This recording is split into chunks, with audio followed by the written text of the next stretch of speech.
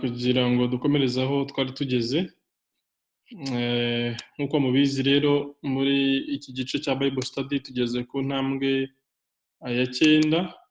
Intambwe ya 9 ivuga ku itorero ryanjye, akaba itorero ryanjye ari amagambo yavuzwe na Yesu Kristo. Ngo mu yandi magambo turimo turiga ku bijyanye n'itorero rya Kristo. Itorero rya Kristo rero twaribonyemo mu buryo bubiri ku munsi w'ejo. Uburyo bwa mbere twabonye ko itorero ari universal, ni itorero rya Kristo rigizwe n'abizera bose bari ku isi hose, bavutse ubwa kabiri, kabyarwa n'amazi n'umwuka, nk'uko Yesu yabibwiye Nikodemu ko umuntu utabasha kuvuka ubwa kabiri atabasha kwinjira mu bwami bw'Imana. Abo bantu rero aho abizera bari hirya no hino ku isi bagize umubiri umwe wa Kristo, niwe mubiri wa Kristo, ni nawe mugeni wa Kristo. Iryo torero rero uburyo ari umubiri wa Kristo n'uburyo ari ingingo nyinshi, abo bantu bagize umubiri umwe bose bagahurira ku mutwe ari we Kristo, ntago bibasha kugaragarira amaso, nta nubwo ushobora kuribona ngo ubone uburyo iryo torero rikwiriye isi yose, ryuzuye isi yose, ari wo mubiri wa Kristo. Ariko mu bundi buryo bwa kabiri ari nabwo tugiye kureba uyu munsi, itorero rifite ishusho yaryo igaragara muho abakristo baherereye, ari nabyo hano muri iyi mfashanyigisho bise local church, ari nabyo bakunda kuvuga. Hamwe ni universal church, duhuriramo twese abantu bavuye mu matorero atandukanye hirya no hino muri denominations zitandukanye, se bavuye no mu bice bitandukanye geographically, bakaba bagize umubiri umwe wa Kristo ku isi hose. Iyo dusengera itorero rya Kristo ku isi tuba dusengera universal church, batanaziranye wenda bose. Ariko noneho tukagira na local church. Local church ntabwo ari ikindi kintu cya kabiri, ahubwo ni expression ya cya kindi kitagaragara.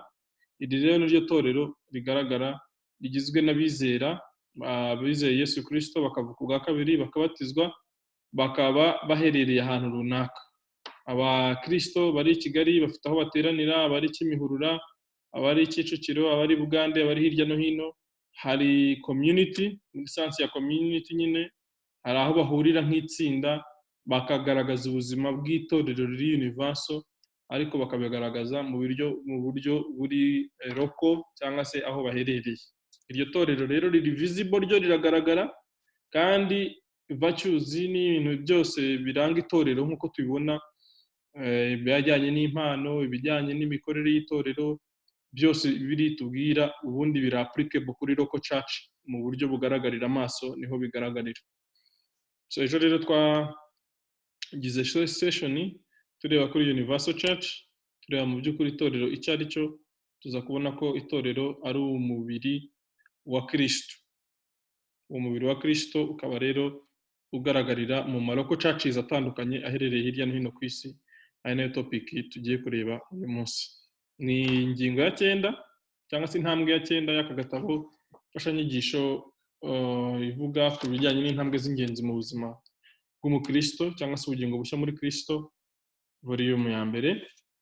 Nari nabwiye ko hari icyanditswe duherukamo mu minsi ishize kijyanye n'umwanya wo kwisenga no gusoma ijambo ry'Imana, aho twafashemo icyanditswe kiri muri Yosuwa igice cya 1 umurongo wa 8, kivuga ngo ibiri muri iki gitabo cy'amategeko ntukarorere kwihamisha akanwa kawe, ahubwo ujye ubitekereza ku manywa na nijoro, niho uzahirwa niho uzahirwa mu nzira zawe ukabashishwa byose. Niba ntabisamarayizinze, ariko nuko ngo kujya utekereza ku manywa na nijoro, kugira ngo ubone ko witondera ibirimo, niho uzahirwa mu nzira zawe ukabashishwa byose. So uyu munsi rero naho dufite ikindi cyanditswe turi buze gufata mu mutwe kijyanye n'itorero. Icyo cyo rero kijyanye n'uyu mutwe w'ibyo twiga uyu munsi, kikaba kiri mu Baheburayo ibice 10 umurongo wa 24 kugera kwa 25, ari nacyo kivuga cyane cyane ku bijyanye n'itorero riri lokale cyangwa se itorero rigaragara, itorero rigizwe n'itsinda ry'abakristo bari ahantu hana, nta mubare runaka, kuba ari 2, kuba ari 3, aho baherereye abari itorero. Kimwe nuko n'uyu munsi itorero ryateranye muri aba bantu bose turi kumwe aha ngaha kuri Zoom tukaba tugize itorero abantu 8 bari aha ngaha. Numva rero tudatinze, niba nta kibazo ku byo twize ejo cyangwa twavuze ejo cyangwa se nta inspiration yaje ku byo twabonye, twakomezanya n'uyu munsi tukareba ku bijyanye noneho na local church tukayirangiza kugira ngo tubone uko ejo tuzajya ku bijyanye n'inshingano yo kubwiriza ubutumwa bwiza bwa Yesu Kristo, guhamya Yesu, witnessing, ari nayo nshingano dufite nka New Generation.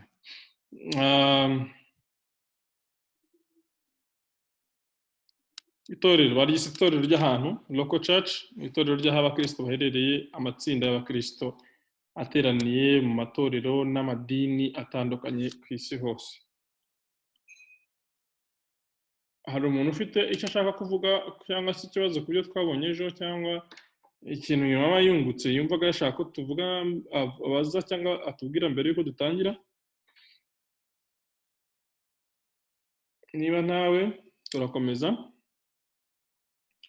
Abandi baraza badusanga. Musinga tuguhaye ikaze, na Ange niba muri kumwe, na Rayisawe twari turi kumwe n'ubundi. Nkaba rero nagira ngo dutangire dusome bino biri aha ngaha.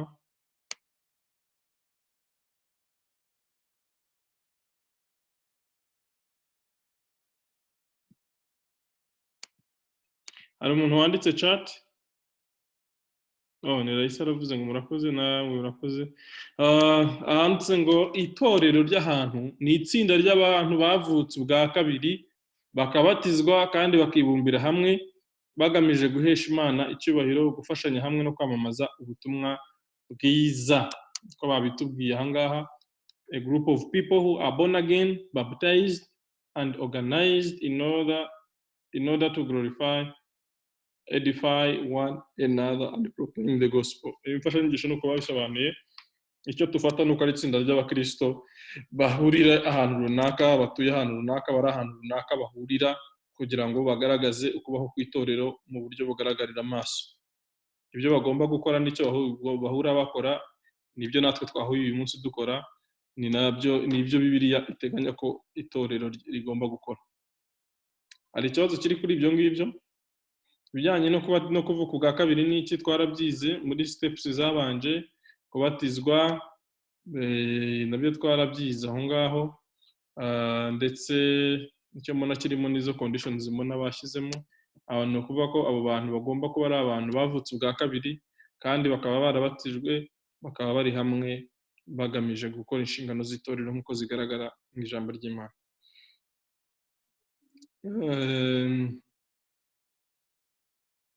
Ndumva ari icyo ngicyo twavuga.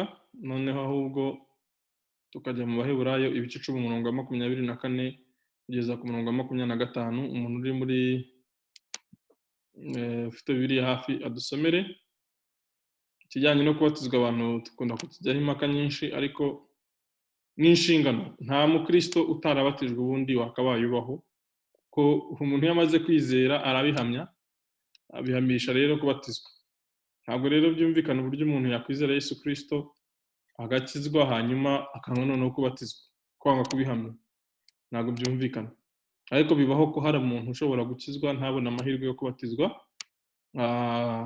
Cya gisambo cyari ku musaraba ibumoso, iribuka ko yizeye Yesu Kristo mu mutima we, akanabyatuza akanwa ke, akamubwira ko ari Imana, ko ndetse wari umukiranutsi, we akemera ko ari umunyabyaha, ko ndetse azize ibyaha bye, kandi akemera ko Yesu azagaruka. Ibyo bibana mu magambo yamubwiye. Ariko ko yari abambye ku musaraba, hari ibintu byinshi atagize amahirwe yo gukora. Ntiyigeze abona ko abatizwa, ntiyigeze abona ko asaba imbabazi abo yahemukiye. Iyo biza kuba bigishoboka, ntabwo ari busubire mu baturanyi ngo agende yirata, ngo ababwire ngo nuko mundeba aha ngaha agiye Yesu yarambabariye, ngo nta kintu rero, nta regrets afite. Ahubwo yari bwira imbuto nyine z'agakiza, akagenda akababwira ati mumbabarire, byagenze gushyirwa. Ibi byose ntabwo yabonye opportunity yo kubikora. Rero ibyo ntabwo bituma umuntu bivuze ko atari umukristo kuko atabatijwe. Ariko ufite opportunity zo kubatizwa, ni ibintu biri automatique. Niyo mpamvu muri Mariko ibice 16 havuga ngo uwizera akabatizwa azakizwa, kubera ko ntabwo ari ukuvuga ko kubatizwa biza ari addition ku kwizera, ahubwo ni uko byumvikana, ni nko kuvuga ngo umuntu uriye ibiryo akabimira bimugirira akamaro. Ntabwo rero undi washyira ibiryo mu kanwa utagamije kubimira, it's against the philosophy yo kurya. Rero n'ubundi ntabwo ushobora kubatizwa wambaye kwa kwizera Yesu Kristo noneho ntubatizwe, kuko ibyo bintu byombi bigomba kuba bigendana. Niyo mpamvu rero ubona hano babivuze ati umuntu wavutse ubwa kabiri, kuvuka ubwa kabiri no kwizera Yesu Kristo, hanyuma noneho akanabatizwa mu buryo twabonye. So hari umuntu wageze ku Baheburayo ibice 10:24 kugeza ku 25 yahadusomera.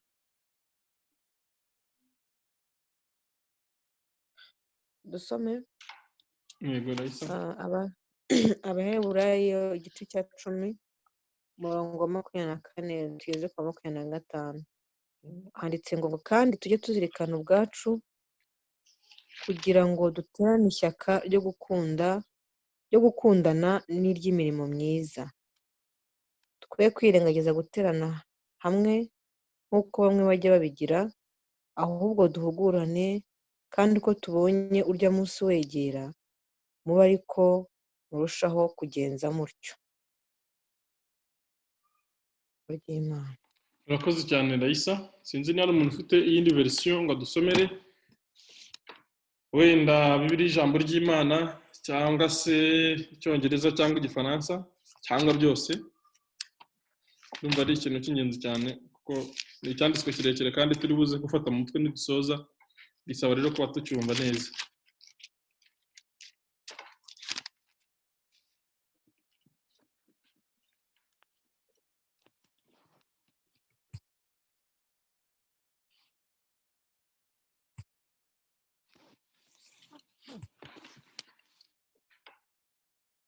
Hari Bibiliya mfite hano yitwa New King James Version, aravuze ngo let us consider one another in order to stir up love and good works, not forsaking the assembling of ourselves together, as is the manner of some, but exalting one another, and so much the more as you see the day approaching. Itana commentary kuri iyi Bibiliya hasi aravuga ngo the consider the same verb is used about Jesus in 3 chapter 1. The invitation must be responded to individually. Ngo ibi bintu birasabwa buri muntu wese ku giti cye, but the response also has a corporate side, kandi biranasabwa noneho n'itsinda ryose. They are members of a community of Hebrews whose initial attraction to Christ is in danger of eroding. They have been considering a return to the Levitical system of Judaism to avoid the persecution. Mutual encouragement, to make full commitment is crucial. Arimo aravuga ngo abantu bandikiye Abaheburayo, ni commentaire ndimo ndasoma, ngo barihoze ari abakristo, hanyuma nyuma baza bajya muri danger yo gusubira inyuma bagasubira mu idini ry'Abayahudi, mu Balewi, babitewe no gutinya gutotezwa. Ngo niyo mpamvu rero yababwiye ngo mutual encouragement, cyo mu Kinyarwanda bise guterana umwete, kwankurajanya, guterana imbaraga. Ati rero cyari ikintu cy'ingenzi cyane, ntekereza ko n'uyu munsi kikiri ingenzi. Arongera aravuga uyu musobanuzi biri hasi ngo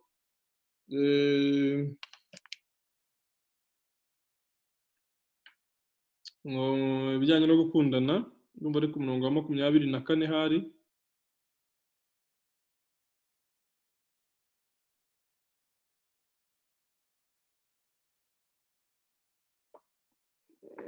Ku murongo wa 24 ndebe uko avuga ngo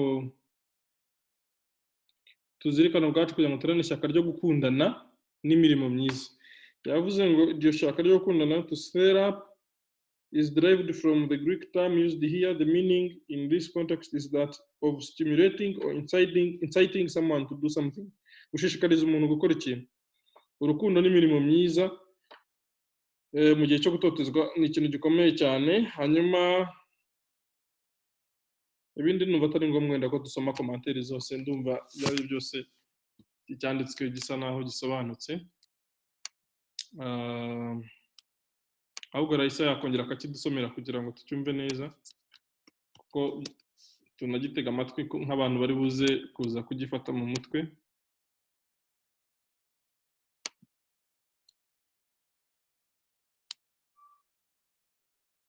kadusome.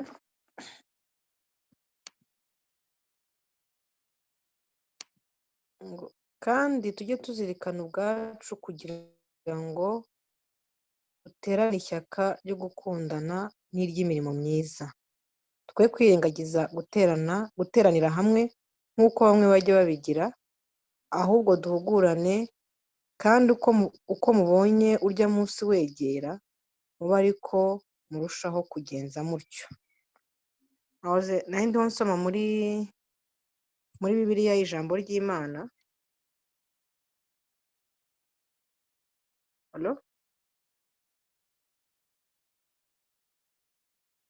Turakumva Raisa. Naho ndiho nsoma muri Bibiliya ijambo ry'Imana, naho reka tuhasome twumve ukuntu havuga, numvise bisobanutse kurushaho. Yego. Twite kandi kuri bagenzi bacu, duterane umwete wo gukundana no kugira neza.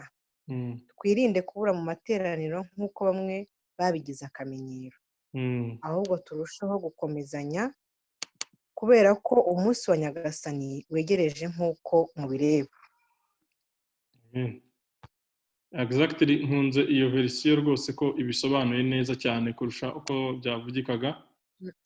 Nubwo nabonye ari isobanutse cyane. Urakoze. Twite kuri bagenzi bacu, cyo ni icya mbere. Duterane umwete wo gukundana, cyo ni icya kabiri, no kugira neza. Twirinde kubura mu materaniro nk'uko bamwe babigize akamenyero, ahubwo turushaho gukomezanya, kubera ko umunsi wa Nyagasani wegereje nk'uko mubireba. Umva uyu murongo nituza no gufata mu mutwe, niba nta kintu batwaye dushobora no kuza gukoresha iyi verisiyo ya Bibiliya ijambo ry'Imana. Bibiliya ijambo ry'Imana na Bibiliya yera zose ni Bibiliya zabaye produced n'umuryango wa Bibiliya mu Rwanda, Société Biblique mu Rwanda. Ntabwo ari Bibiliya z'inzaduka cyangwa se nk'uko abantu bamwe babitekereza. Oya.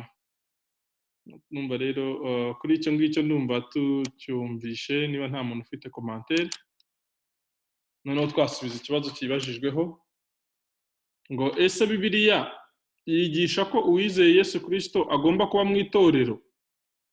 Yego cyangwa oya, kubera iki?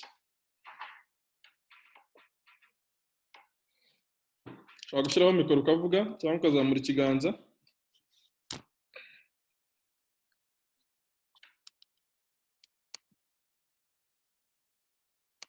Ikibazo kirabaza ngo does the Bible teach the believers in Christ that believers in Christ should be part of a local church? Bibiliya yigisha ko abizera Yesu Kristo bagomba kuba mu itorero, bagomba kugira itorero babamo. Yego cyangwa oya, kubera iki?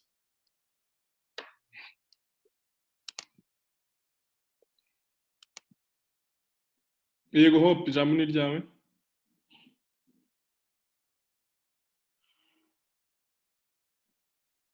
Hope ndabona yasabye ijambo.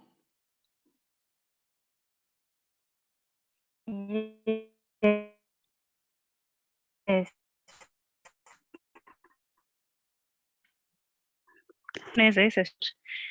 Ese himbazo. Ese kuba mu itorero ubundi ni iki? Kuba mu itorero ni iki? Ni ikibazo. Ikibazo ugiye gusubiza. Yes. Ni ikibazo ndi kubaza. Ni ikibazo ndi kubaza, tubanze tudefinishe kuba mu itorero ni iki.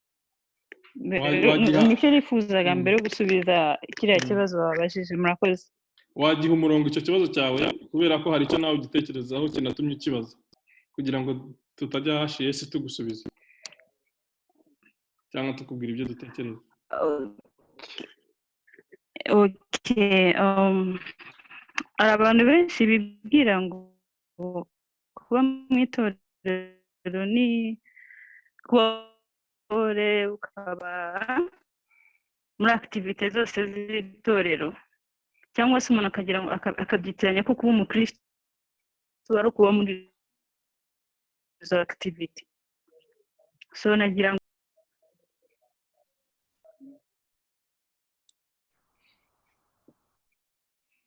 Halo? Yes, turakumva Hope. ni icyo ngicyo afite ikibazo cyanjye cyari icyo ngicyo sinzi niba nasobanuye neza ikibazo cyanjye. Merci beaucoup. Hari abantu bafite ibice batekereza ku kibazo cya Hope?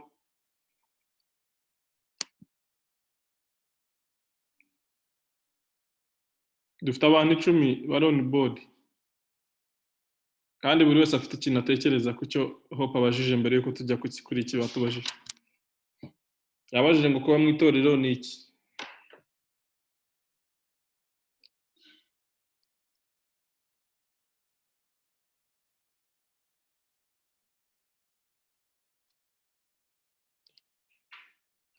Natwe ntabwo tubizi, nta n'icyo tubitekerezaho. Ibyo ari byo byose twese tuba mu matorero cyangwa benshi tuba mu matorero aha ngaha.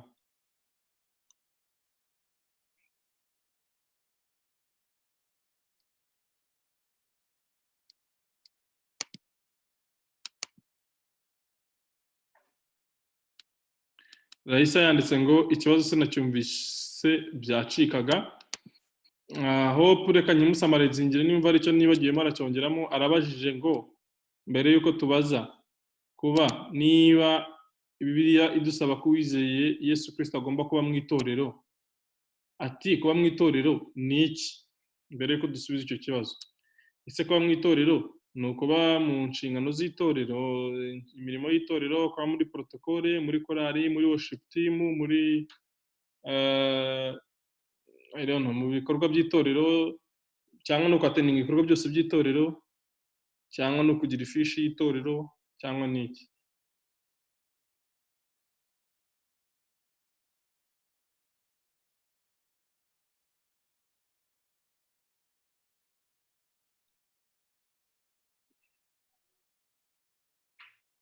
Nta muntu ufite icyo atekereza nshaka kuvuga?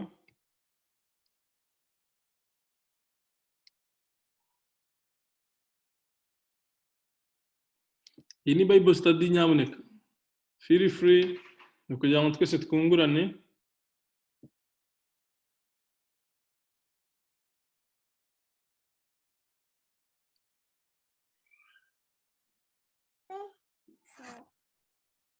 hari ikintu nshaka kuvuga aho ngaho ku kijyanye n'itorero. Ubundi itorero njye numva ari Kristo, kuko muri Matayo 15:18 yaravuze ngo nanjye ndakubwira nti uri Petero kandi nzubaka itorero ryanjye kuri urwo rutare. Deja twamaze kubona ko umuntu yizeye Kristo umwami n'umukiza nawe aba ahindutse we, aba ari nawe umukiranutsi, bishatse kuvuga nawe aba itorero muri Kristo Yesu. Rero iyo abantu bagize groupe y'abo bantu bakanye nabo benshi, deja abo ngabo nibo babaye itorero, kuko tuba twabaye groupe y'abantu benshi. Rero turavuga ngo dufite itorero tubarizwamo, twese twizeye umwami n'umukiza. N'uje atayimwizeye turamwigisha agahinduka akaza muri iryo torero. Bityo itorero ni mu buryo bubiri: kuba warizeye Kristo umwami n'umukiza, wowe ubwawe uri umwe mu rugingo rumwe rw'itorero ari rwo rwa Yesu Kristo. Iyo mubaye benshi n'ubundi riba itorero, icyo gihe mugahita muba muri groupe mubarizwamo, musengeramo, yaba ADPR zawe n'izindi, ukavuga ngo iryo ni itorero naryo mubarizwamo. Itorero rero ryose rigahurizwa rimwe, rikaba ari itorero rya Kristo, ari ryo ry'abizeye Yesu Kristo. Iryo ni ryo torero nyakuri mba mvuga muri rusange. Nakoze niko mbyumva, nako mbyizera. Ni kubyumva, ni nako byizera. Reka nsome n'igitekerezo cyawe cyenda gusa n'icya Mama Batia. Yavuze ngo ikibazo ndabona gikomeye kurusha uko nabitekerezaga. Ndumva kuri ibyo Hope avuze byo kuba muri kwaya n'ibindi, ibyo ni ukuba mu idini, naho itorero ni ukuba ukijijwe, wejejwe, kuko utejejwe atazabona umwami Imana. Ese Mama Batia, ubu ngubu ni nko kutubwira ko iki kibazo twabajije ejo cyavugaga ngo kuba mba mu rugo nsoma Bibiliya nkanasenga nkaba nkurikirana gahunda kuri televiziyo birahagije mandi mu itorero?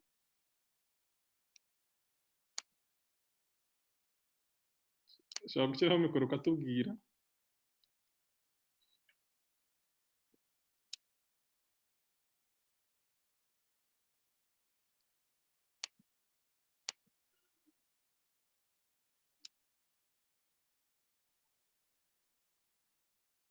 yavuze ngo oya ntibihagije. Hari undi muntu ufite ikintu ashaka kuvuga kuri iki kibazo? Sinzi impamvu abantu bifashe. Kuba mu itorero ni iki?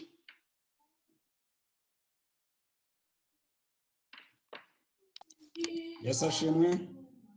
Amen. Ndasoma igitekerezo nakiriye nanjye.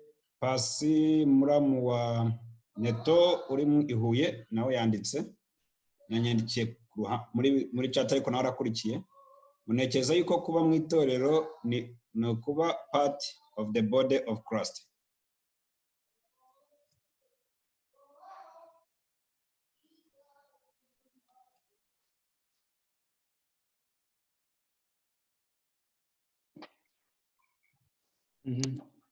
Hari undi muntu wanditse igitekerezo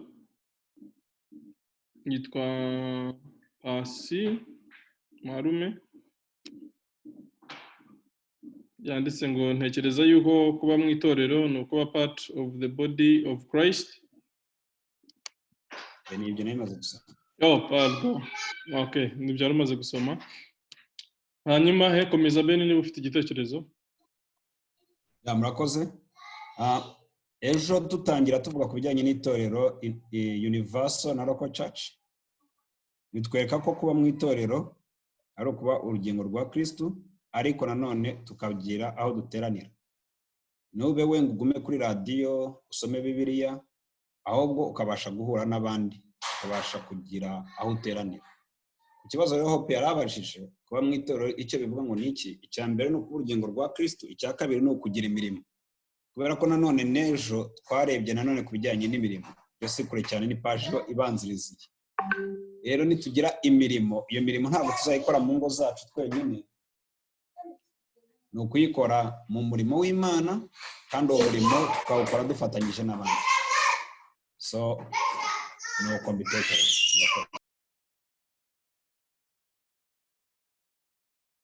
Hari undi ufite ukunda bitekereza? Ikindi gitekerezo Ben nakoze?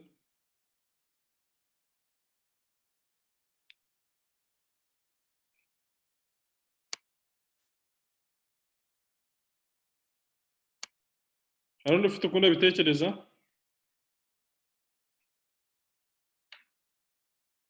Ben atubwiye ko ni ukugira aho uteranira kandi ukaba ufite n'umurimo uhakora. Twese turanyuzwe.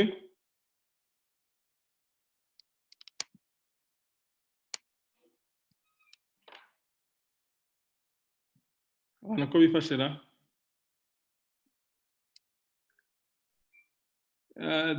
Ubwo twamuvinga kuri iki ngiki tugafata conclusion nkuko Ben abivuze. Niba nta muntu ufite ntuze another opinion, Hope yanditse ngo murakoze. Tugatandukanya ibyo bintu Ben nkuko abivuze, gutandukanya Universal Church, itorero muri rusange ritagaragarira amaso, abizera Yesu Kristo bose bavutse ubwa kabiri bakaba ari ingingo zaryo. Bene kuba muri iryo torero tubiheshwa no kuvuka ubwa kabiri. Ibyo twarabibonye muri step ya 6 ivuga ngo mu cyanditswe kiri twafashe mu mutwe kiri mu Bakorinto ba mbere ibice 12 umurongo wa 13, avuga ngo kuko mu mwuka umwe arimo twese twabatirijwe kuba umubiri umwe, naho twaba abayuda cyangwa abagiriki, naho twaba imbata cyangwa se ab'umudendezo, kandi twese twujujwe umwuka umwe. Twabonye ko ijambo kubatizwa bishatse kuvuga to deepen in, to immerse, gushira, kurengera, guhenengeza mu kintu ku buryo kirengerwa. Nicyo ngicyo bishatse kuvuga muri iryo jambo ry'ikigereki baptizo, to deepen into cyangwa se to immerse. So rero iyo umuntu avutse ubwa kabiri abashyizwe, byavuze ngo we are baptized into one body, twinjijwe mu mubiri umwe nk'uko urugingo rwinjira mu mubiri rugafatana n'izindi ngingo. So ubwo rero kuri iryo sansi umuntu wese avutse ubwa kabiri ni umunyetorero, agize itorero rya Kristo riri universal, ritagaragarira amaso, ridafite ubuzima bw'itorero ushobora kubona, ridafite témoignage, ridafite ibi byose tubona aha ngaha n'inshingano n'imirimo. Iryo torero ryo mu byanditswe dufitemo kwizera ritaboneshwa amaso, abari member waryo. Ariko noneho iri torero rifite practical expressions cyangwa se aho rigaragarira amaso, aho abakristo bateraniye mu matsinda atandukanye bahuriramo bagakora iby'itorero. Ari naho twabonye ejo mu byakozwe n'intumwa mu bice ngira ngo 13 bavuga ngo muri Antiyokiya, mu itorero ryo muri Antiyokiya, tukagira itorero ry'i Roma Pawulo yandikiye, itorero ry'i Korinto, akagenda akandika ngo n'abateranira kwa kanaka nabo kwa Priskila nande, ati nabo mubaramutse. Itorero, amatorero yo muri Aziya yose arabatashya. Ayo ngayo ni local churches yagendaga asura, naho yagiye atangiza nko muri Efeso akanaba disciplinga agashyiraho n'abakuru b'itorero. Ayo ngayo rero niyo turimo tuvuga yitwa local churches. Kuyabamo rero ni ukugira iryo tsinda ubarizwamo kandi nyine uteraniramo na bene so mu buryo ijambo ry'Imana ritubwira, aho duhuriramo twese tugaterana tukakora bine batubwiye mu byakozwe mu Baheburayo, guterana umwete, tugateranira hamwe, tugasengera hamwe, twiga ijambo ry'Imana, tukanasavingana, tugakorerana nk'uko buri rugingo rugirira umumaro rugenzi rwabo. Ndumva rero icyo Hope yari yabajije ari icyo ngicyo, nsamarayizinze ibisubizo byatanzwe n'abantu bose. Dusubire rero ku kibazo cyacu twari tubajije, bari batubajije kivuga ngo Bibiliya itubwira ko uwizeye Yesu Kristo agomba kugira aho ateranira cyangwa se akwiriye kugira local church. Igisubizo ni yego cyangwa oya, noneho katubwira ngo kubera iki, why. Kandi twihuta ntidufate umwanya munini.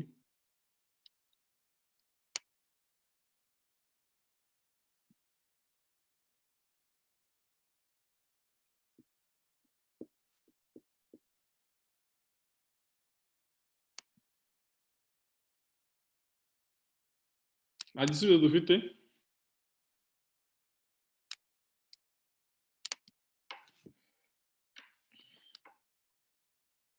Ni icyo cya karindwi. Yego, ni ikibazo cya karindwi. Ese Bibiliya yigisha ko wizeye Yesu Kristo agomba kugira itorero abarizwamo, local church? Yego. Kubera iki? Kuko church ni umuryango kandi umwana ntago yagira. Umwana ntiyavukira mu gihuru, agomba kuvukira mu muryango, hanyuma umuryango ukamufasha kwa kundi nyine turerwa. Ntago umuntu wavuka uwo munsi, ugomba kugira abakwigisha, kuko birivuga ko kwizera kuzanwa no kumva, kandi kumva ugomba kugira bene so bakubanjirije bakagufasha ugakurira muri uwo muryango, noneho ukagera ku kigero cya Kristo. Niyo mpamvu umuntu wese agomba kandi Bibiliya ivuga ngo muzirikane guterana kwera. So rero church niryo shingiro ryo guterana kwera cyane cyane. Nakoze Ernest aratubwiye ngo buri muntu wese agomba kugira dadi, akagira n'abakuru be n'abandi. Hari undi ufite uko abitekereza? Ikindi gitekerezo? Ernestine yego, kubera ko hari ahantu handitse muri Bibiliya ko tutagomba kwirengagiza guterana, kandi local church ifasha umukristo kwigishwa bikamufasha gukura.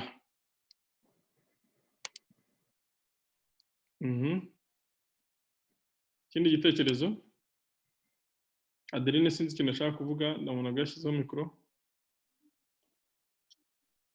Nanjye nuko mbyumva, kubera ko numva ko buri muntu agomba kugira aho ateranira, kubera ko tuba dufite impano zigiye zitandukanye, twazihuriza hamwe tukabasha kuzamura ubwami bw'Imana. Thank you. So ndumva nta muntu tuniga mu ijambo, nabavuze ko ari bategereza igihe kinini. Ubwo nicyo twavuga ngo yego, kubera yuko Bibiliya itwigisha ko nyine itorero ni iteraniro ry'abakristo. Iryo teraniro rero ntabwo ryarigirwa n'umukristo umwe gusa, kandi nk'uko umukristo ari urugingo ntabwo ari umubiri wose. Ntabwo rero niba itorero ari umubiri nk'uko twabibonye ejo, bavuga ngo urutoki ruzaba rwonyine ntaho ruhurira n'ikiganza, ngo urwo rutoki ruzasavinge purpose. Ntabwo ushobora kuvuga yuko ijisho rizabaho ryonyine ridakeneye ugutwi, nta hantu bihurira, ahubwo turi designed mu buryo tugomba guteranira hamwe, ndetse Bibiliya iratubwira muri iki cyanditswe turi buze gufata mu mutwe, Raisa dusomeye ngo tujye tuzirikana ubwacu kugira ngo duterane ishyaka, cyangwa se buri wese ajye azirikana mugenzi we, ishyaka ry'urukundo n'ishyaka ryo gukorerana, kugira imirimo myiza, ngo kandi twe kwirengagiza guteranira hamwe, assembling together, guhurira hamwe. Abakristo tubona ko mu itorero rya mbere bateraniraga hamwe bagasenga, hari abateraniraga mu ngo zabo, hari abateraniraga mu rusengero aho babyemeraga, ariko bagiraga amatsinda bateraniramo bagasengera hamwe, bakiga ijambo ry'Imana. Aho intumwa zari ziri bashishikariraga kumva ibyo intumwa zigisha, kandi nibyo nuko tugomba kugira ahantu duteranira na bene data. Ndumva twakomeza noneho, niba nta wundi ufite ibindi bisobanuro birenze kuri icyo. Icyamunani avuze ngo ese ibintu abizera bo mu itorero ry'i Yerusalemu bakoreye hamwe ni ibihe? Raisa niba gifite Bibiliya dusomera ibyakozwe n'intumwa ibice 2 umurongo wa 42, ngo what other things did believers in Jerusalem church do together? Ni ibihe bintu bindi byongera ku guterana batateranye gusa? Itorero ry'i Yerusalemu bakoreraga hamwe, abagize itorero ry'i Yerusalemu cyangwa se abizera bateraniraga mu itorero ry'i Yerusalemu bakoreraga hamwe n'ibihe?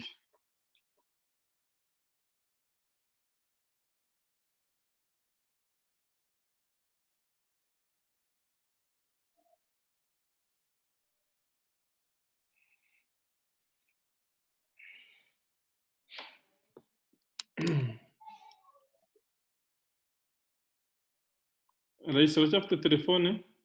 Bambe Bibiliya mfite byakozwe n'intumwa 2:42.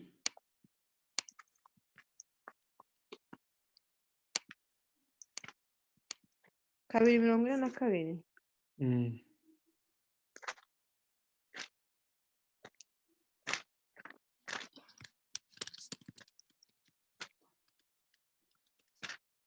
42. Aravuga ngo bahoraga bashishikariye ibyo intumwa zigisha, bagasangira ibyabo no kumanyagura umutsima no gusenga. Ongera dusubiriremo. Byakozwe n'intumwa igice cya 2 umurongo wa 42 haravuga ngo bahoraga bashishikariye ibyo intumwa zigishaga, bagasangira ibyabo no kumanyagura umutsima no gusenga. Amen. Aho twafatamo ibintu bingahe? Batubajije ngo ni ibihe bintu bindi itorero ryakoreraga hamwe mu itorero ry'i Yerusalemu?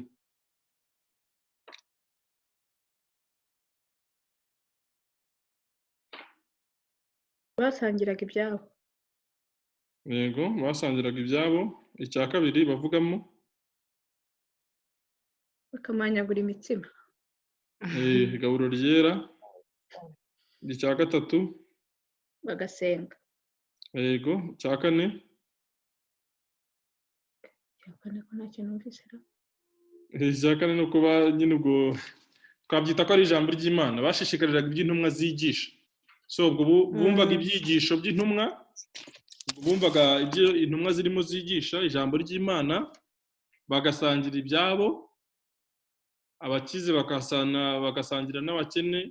Iyo ukomeje bakomeza bakavuga ngo hari aho bavuga ngo nta mukene wabagamo,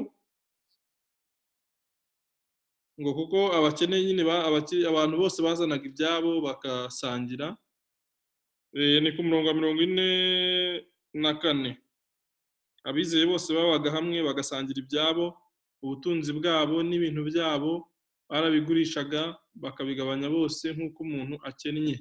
So nta mukene wabagamo, barasangiraga bagaterana bakumva ijambo ry'Imana, bagasengera hamwe, bagagira n'igaburo ryera, kumanyagura umutsima.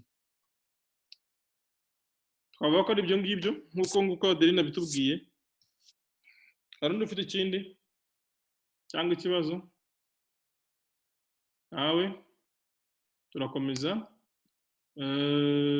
mu kibazo turangije ikibazo cya 8 tugiye ku kibazo cya 9 kirabaza ngo niba uri mu bagize itorero ugomba kurifasha, ni mu buhe buryo wafasha itorero ryawe? In what ways could you help your local church? Ni mu buhe buryo ushobora guha umusada itorero ryawe? Ni mu buhe buryo ushobora gufasha itorero ryawe? Kadufatanye. Rahise yongera dusomere Abagalatiya ibice 6 umurongo wa 10. Undi muntu ufite Bibiliya nka King akunda kuyigira yadusomera Petero wa mbere ibice 4 umurongo wa 10.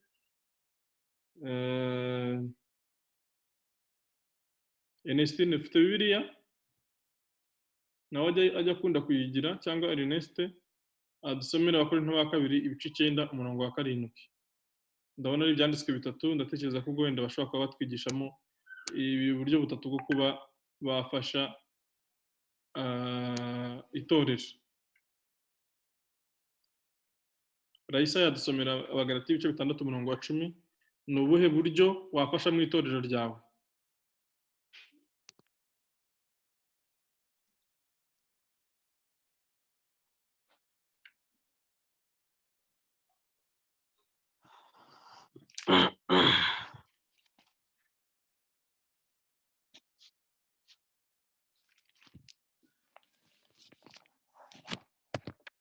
Raisa wahageze? Mwiriwe. Yes, King. Ndenda hari hose mumbwira aho mushaka. Raisa ataragera n'Abagalatiya nababasomera. Hadusomera Abagalatiya ibice 6 umurongo wa 10. Abagalatiya ibice 6 umurongo wa 10 handitse ngo nuko rero tugirire bose neza uko tubonye uburyo, ariko cyane cyane abo mu nzu y'abizera. Yosubiremo. Nuko rero tugirire bose neza uko tubonye uburyo, ariko cyane cyane abo mu nzu y'abizera. Okay. Ubwo bishatse kuvuga ko ese ari iki twafasha itorero? Sheri, subiza we.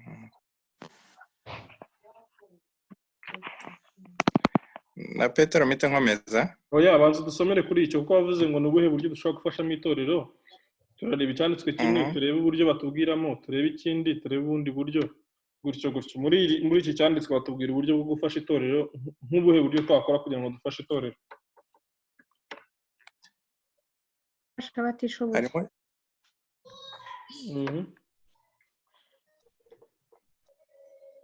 Hari umuntu waruvuze? Gufasha abatishoboye. Ibyo bibonye hehe?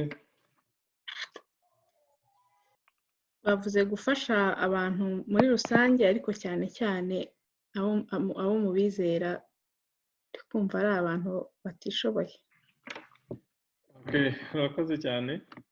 Gufasha abantu bose, ariko cyane cyane abo mu nzu y'Imana. Ni ukubafasha iki?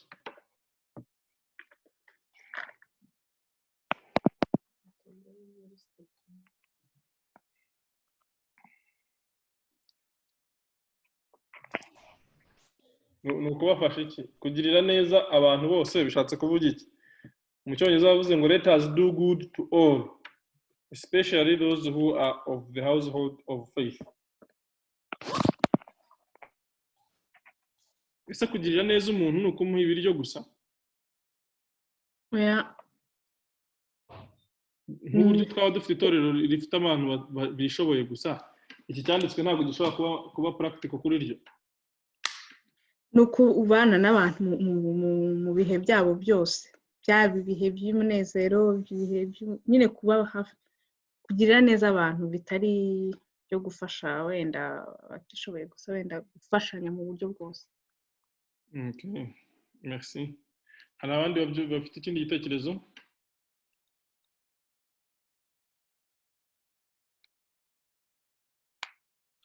Igitekerezo mfiteho turatsi. Nk'uko wabivuze. Hello? Yego ndakumva. Nk'uko wabivuze gufasha kugirira neza ntabwo ari just gutanga ibyo umuntu akeneye mu buryo buri tangible.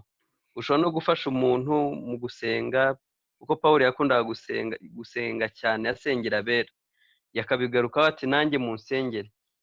Ikintu cyo gusenga ni ikintu gifite imbaraga zikomeye, ariko biba byiza niba ugiye no gusenga usengere cyane kugira ngo Imana ikomeze bene so ntabwo ari ibintu biri tangible gusa tugomba kugirira neza, harimo n'ibindi, kubasengera, kubahugura. Nitubona mwene data utangiye kuyoba, tumusengere, tumugire inama, tumugaruze umwuka w'ubugwaneza, nibyo byose yashaka kuvuga.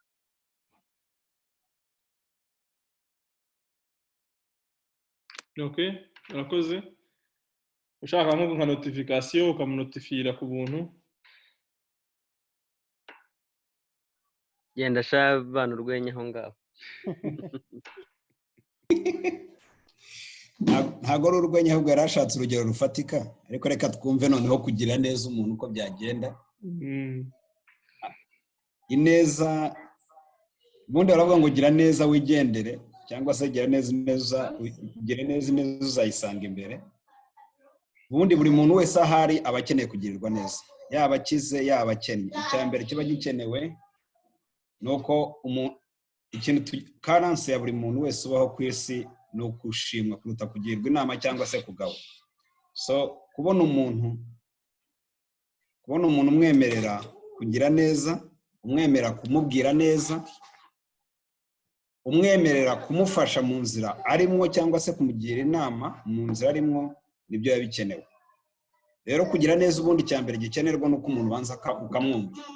Rero cya kibazo twabazwaga cyo kugira itorero nicyo twakora mu itorero, tubashe kuba mu itorero, tukabasha no gutanga umwanya wacu mu itorero wo kumva abantu no kuganira nabo no gusuhuzanya, atari byateye bya kinyarwanda kuvuga muri aho amakuru ni meza, bite se ko ejo utaje twapfushije na yindi mukiriyo kandi bavuze amakuru ni meza. So birakwiye ko tugira umwanya wo kumva abantu, wo kubaganiriza. Ineza izakurikiraho hose babanje kubatega amatwi. Kuri njye niko mbyumva. Imana iduhangayikisha. Turatse hari nunganiye Perezida Ben, hari urugero nshaka gutanga wenda muri new generation, kandi mu by'ukuri ruhura n'urwo rugero n'icyo kibazo wabajije. Ari Turatsinze ubwe yaragiye kwiga mu Bwongereza, hari ikintu yakunda gukora cyaje kunkora ku mutima. Wasangaga afite liste y'aba new generation, urebye nibo bakristo babaga bari hafi, niba ari yo makuru nakundaga gukurura, wenda wasanga nabo masengana mu itorero bari ariko cyane cyane ni muri new generation. Yabaga afite liste y'abantu batarabona akazi, hari amasaha yambwiraga niba ari byo cyangwa akundizera ko atambeshyaga, ariko wabonaga afite umutwaro. Naho agarukiye tukabana, wabonaga afite umutwaro w'abantu benshi batarabona akazi. Akaba ati uyu nguyu avuye kuri kaminuza, Berita avuye kuri kaminuza, akamusengera kugeza igihe Imana imuhereye akazi. So simpamya ko muri famiye yabo hatabuzemo urubyiruko, ariko yashyiraga mbere cyane twebwe twabanaga muri new generation, twasenganaga ari ba Neto, ugasanga twese dushyize imbere y'Imana. Wabonaga afite umutwaro mwiza, ubona utazanwa n'ikindi kintu, ahubwo uzanwa nuko dufite icyo duhuje, dusangiye data umwe, ari we Kristo, ari we Mana na Kristo umucunguzi wacu. So ni urugero rwiza ruhuye n'icyo kintu. Urundi rugero natanga, hari abantu benshi Ben yafashije, si ngombwa ngo mbavuge mu mazina, baba new generation baje muri campus, mu mwanya wabakabaye bafata ibikapu byabo ngo batahe basubire mu rugo, baravuga ati Imana yazatugaye. Iryo jambo ndaryibuka yigeze kurivuga. Aravuga ati se uyu muntu afashe ibintu bye agasubira mu rugo, duhari turi abakristo dufite n'akazi, Imana yazatubona gute? Icyo gihe ntabwo yabafashije kuko bafitanye isano y'amaraso, ahubwo yabafashije kuko bafitanye isano yo gusangira Kristo. Ni nacyo Rick Warren yavuze ngo umuryango dufite hano ku isi hari igihe kizagera igihe tukaba isano rirangirira kumva. Iyo umushyinguye isano riba rirangiye, ariko twebwe twahujwe na Kristo ntabwo isano ryacu rifite aho rigarukira, rirenga yamva bikazamuka bikazagera kuri eternal life. Yashimangiraga cyane ko twebwe isano dufitanye ari isano y'ukuri kandi izahora witeka ryose. Ni nayo mpamvu ngira ngo Pawulo yabyanditse avuga ngo cyane cyane muhere kuba mu nzu ya so. Mumbabarire mvuze byinshi.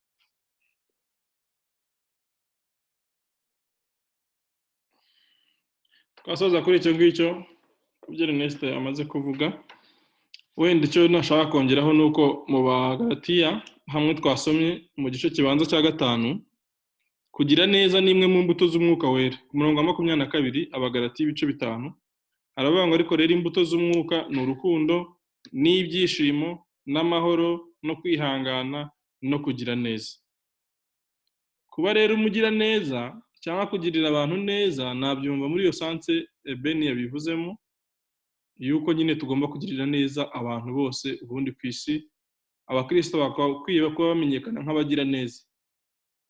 Ariko noneho byagera ku muntu wo mu nzu y'Imana urumva ko Pawulo ho yabiciyeho akarongo aravuga ngo niba tujya kugira neza duhere ku bantu bo mu nzu y'Imana. Tumaze iminsi mu Rwanda turi mu byo kwegeranya inkunga y'abantu badafite uko babayeho muri iyi minsi.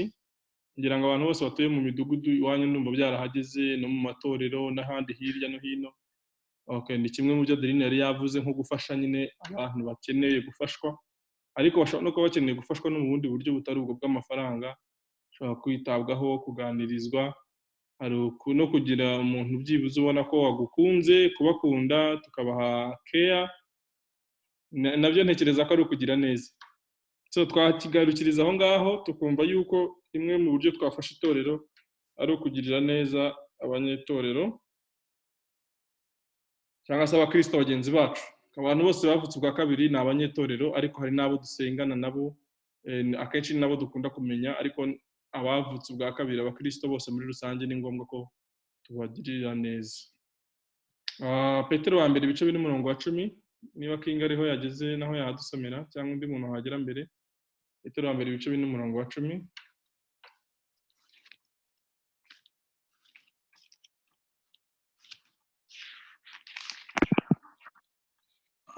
Muri Petero wa mbere ibice 4:10 Yego. Kandi nk'uko umuntu yahawe impano aba ariko muzigaburirana nk'uko bikwiriye ibisonga byiza. Dusubiremo. Yego. Petero wa mbere ibice 10. Kandi nk'uko umuntu yahawe impano aba ariko muzigaburirana nk'uko bikwiriye ibisonga byiza. Amen. Ntabwo urangiye umurongo? Ntabwo urangiye umurongo? Ntabwo urangiye rwose. Oh, sorry. Kandi nk'uko umuntu yahawe impano aba ariko muzigaburirana nk'uko bikwiriye ibisonga byiza by'ubuntu bw'Imana bw'uburyo bwinshi. Amen. Hari ufite mu Cyongereza ngo dusomere? King n'umwana w'umutambyi ntabwo yabura iyindi version. Adafite Icyongereza afite Igifaransa. Reka tuyirebe.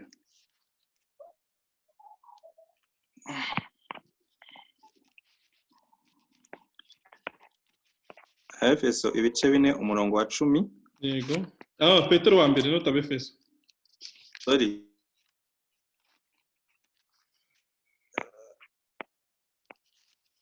Petero wa mbere ibice 4:10 aranditse ngo comme c'est bon dispensateur de diverses grâces de Dieu, que chacun de vous mette au service des autres les dons qu'il a reçus. Ngire subiremo twumve icyo Gifaransa. Aranditse ngo comme c'est bon, comme des bons dispensateurs, comme des bons dispensateurs de diverses grâces de Dieu, que chacun de vous mette au service des autres les dons de Dieu qu'il a reçus. Mettre au service des autres impano z'Imana Imana yaduhaye tukazikoreshereza abandi cyangwa se tukazifashisha abandi cyangwa se tukazikoresha tuduseriva abandi.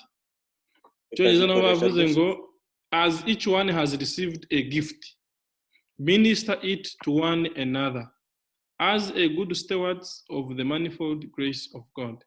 Uko buri wese yakiriye impano aba ariko buri wese ayiha mugenzi we, cyangwa se ntabwo ari ukumufasha kubera ko afite ari munsi yawe, ahubwo ni ukubera yuko iyo mpano Imana yayiguhaye kugira ngo nyine uyiserive bagenzi bawe nk'ibisonga byiza, navuze good stewards. Ni ukuvuga ko izo mpano twanakiriye mu by'ukuri atari izacu. Sinzi niba no mu gifaransa iryo jambo ririmo dispensateur, sinzi nabyo stewards ahangaha mu cyongereza, ariko steward ni nk'umuntu, ni nk'ambasaderi, ni nk'umuntu urinze ibintu by'undi muntu cyangwa se ubitse ibintu by'undi muntu. Ntabwo ari ambasaderi sacu, ariko ni nka manager w'umutungo w'undi muntu. Ngo rero nka stewards beza, izo mpano Imana ibiduhaye tuzikoreshe mu guseriva abandi, ibiziduhereye abandi mu yandi magambo. Sinzi niba hari undi muntu ufite commentaire, noneho tugasubiza ikibazo kibaza ngo ni gute twakorera itorero dukurikije ibyanditswe byera.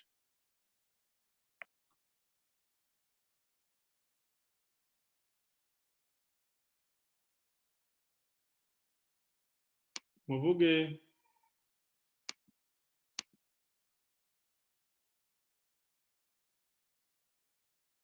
Hope yanditse ngo ushobora kugirira neza umuntu, ashobora kuba byanditse kare simbibone, ngo umuha n'igitekerezo kizamugirira akamaro mu buzima, wenda nko kumwigira umushinga w'ubucuruzi, cyangwa ukamugira inama yo gushaka wenda ubonye yaratinze. Reka tugaruke kuri iki ngiki cya Petero wa mbere ibice 4:10. Dukurikije ibyo King yadusomeye, ese ni muhe buryo nshobora gufasha itorero mbarizwamo dukurikije Petero wa mbere ibice 4:10? Havuga ngo uko buri muntu wese yahawe impano muzikoreshereze, buri wese azikoreshe mu guseriva bagenzi be nk'ibisonga byiza by'ubuntu bw'Imana.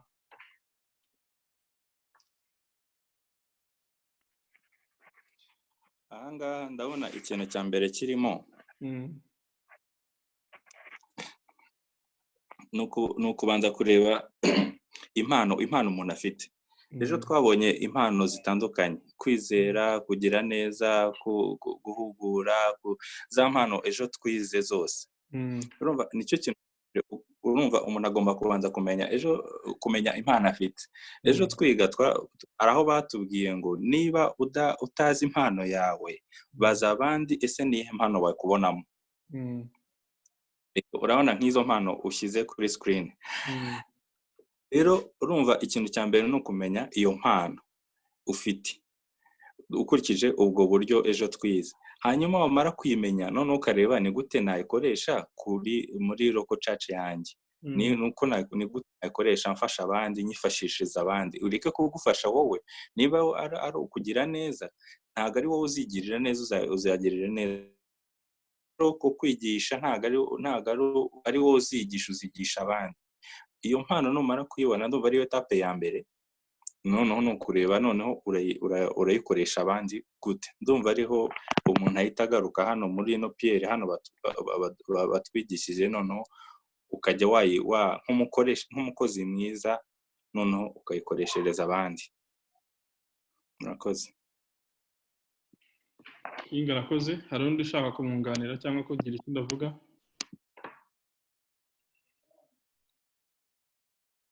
Ernest yanditse ngo harimo no kurangira akazi abatagafite.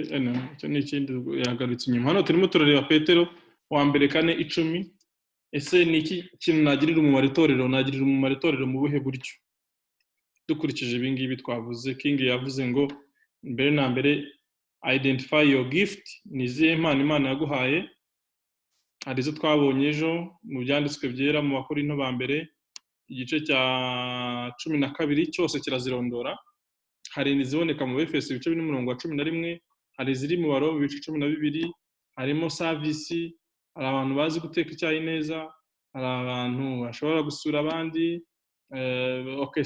Buri wese yasura abandi, ariko iyo bigeze kuri gift ni ukuvuga ngo ibyo bintu bubifiteho skills na passion ku rwego rwisumbuye urusanzwe, beyond the general.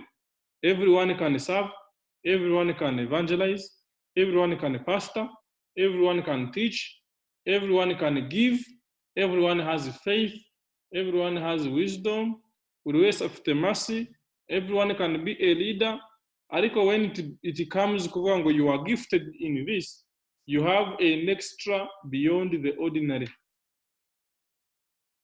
Ntekereza ko n'izi impano zitari exhaustive. Ese King, ni impano ziri z'umwuka gusa? Iyo birivuze ngo ko buri muntu wese yahawe impano, aba ariko muzikorerana kugira ngo mugirire akamaro mugenzi wawe cyangwa ugirire umumaro itorero ryawe, twavugarukira ku mpano z'umwuka gusa cyangwa n'izindi mpano dufite zisanzwe zishobora kuba zafasha abantu, nazo umuntu ashobora kuzikoresha mu guseriva abandi?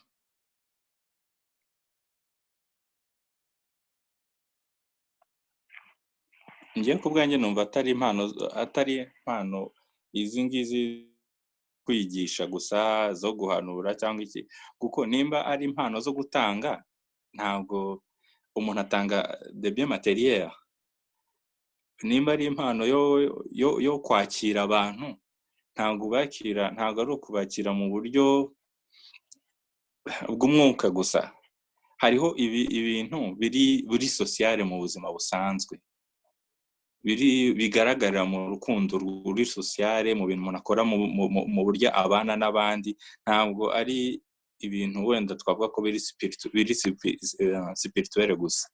Niko njye mbyumva. Thank you.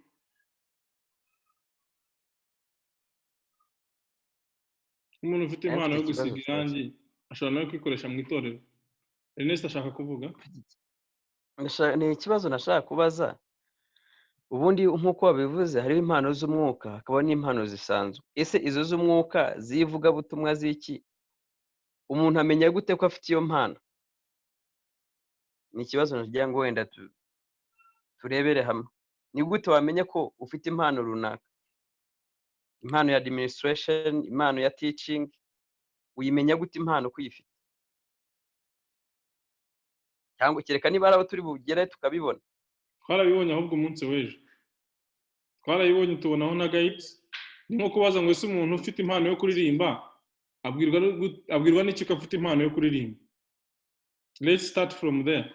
Niyo watangirira aho ngaho, I think it does not make a difference. Kujyanye na talent, okay, ntabwo ari talent ariko nazo detection of the gift, ni gute tuzidetecting? Hari guide baduhaye ejo, wenda umuntu yasubiraho gatoya, ariko baratubwiye ngo mbere na mbere start serving, komeza gusavinga muri services zihari mu itorero ryawe. Hanyuma uko usavinga hari bizakwa attracting, niba nibuka ibyo ejo bavuze. Hari ibyo abagenzi bawe bazakubwira, ubisengere, hanyuma abantu bazavuga bati Ernest ubwiriza neza, uri umuvugabutumwa mwiza, wowe byenze gute? Ernest biriya bintu wavuze wandondoye, umenye ko ufite nyine impano yo guhanura.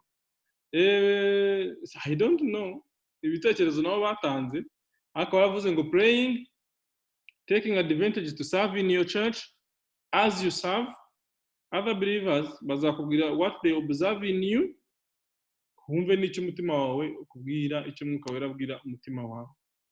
So ntekereza rero yuko ntabwo ari ngombwa ko umuntu azahaguruka hariya.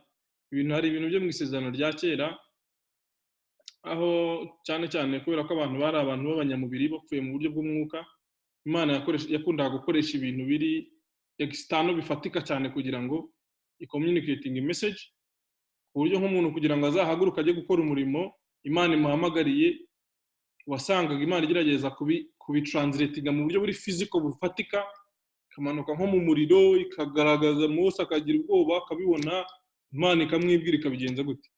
Ariko kubera ko noneho turi bazima mu buryo bw'umwuka, Umwuka Wera ashobora kukubwira rwose, ugahara ibindi ugakora icyo Imana yaguhamagariye no guhayemo impano, utabonye umuriro, utumvishe ijwi rikubwira, nta muhanuzi uje ngo akubwira ngo wowe Ernest rero nibi, ahubwo twahawe Umwuka Wera kugira ngo tumutege amatwi, twumve ibyo atubwira. Iyo dusenze twumva iki, iyo tumedita ku ijambo ry'Imana ni ibiki, twumva ubuzima bwacu Umwuka Wera dupushingiramo, twanabikora tukumva tugize satisfaction yo mu mutima, kandi tukabona biragira n'umusaruro inyuma. Nta formule rero ihari wavuga ngo you do this wongereho iki n'iki n'iki. just izo ni guidance gusa, ariko ntekereza ko impano ntago yihishira kereka iyo umuntu uyifite atabonye opportunity yo gusavinga, kandi ntekereza ko ibyo ngibyo biba hamwe, biba mu mpano z'umwuka n'impano zindi wenda abantu n'abandi bose bashobora kugira. Nk'ubu ushobora gusanga Ernest ari nk'umupilote afite nk'impano yo gutwara indege, ku buryo ibintu abandi biga umwaka we ashobora kubifata mu kwezi kumwe, ariko ko atigeze wenda agira opportunity, n'urugero ntanze, ashobora no kuzafata namenye ko afite iyo mpano, ariko ubu rwose yaza kuba afite opportunity yo kuyigeramo nibwo twari bubibone. Niyo mpamvu rero twankuraje ngo please servinga, taking advantage of the available service, niho uzagenda uvumbura impano ziri muri wowe kubera ko wasavinze. If you don't serve, ushobora kutazigera umenya na gakeya yuko hari n'impano ufite.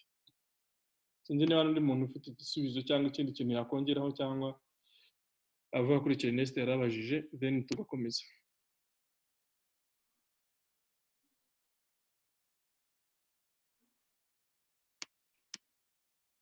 Yavuze ngo wacitse abari ntawe. Uburyo bwa nyuma, agari ubwa nyuma n'ubwa gatatu, King adusomere Abakorinto ba kabiri ibice 9 umurongo wa 7. Bene data tumaze kubona uburyo bubiri bwo gufasha itorero, Abagalatiya kugirira neza abantu bo mu itorero. Iyo ugiriye neza abantu bo mu itorero ubufashije itorero cyane. Icya kabiri, Petero wa mbere ibice 4 umurongo wa 10, ariyo havuze ngo gukoresha impano Imana yaguhaye mu gusavinga bene so.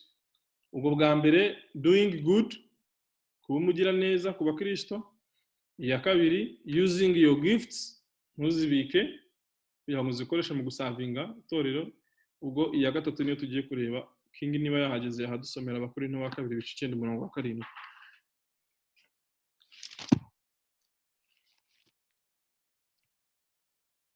Dusome mu Bakorinto ba kabiri, muri kunyumva?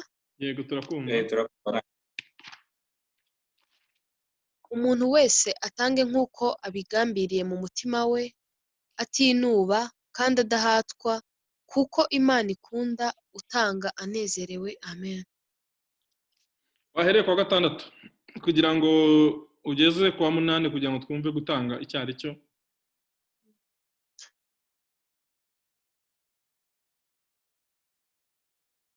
Gatandatu aravuga ngo ariko ndavuga ubiba nke azasarura bike, naho ubiba nyinshi azasarura byinshi.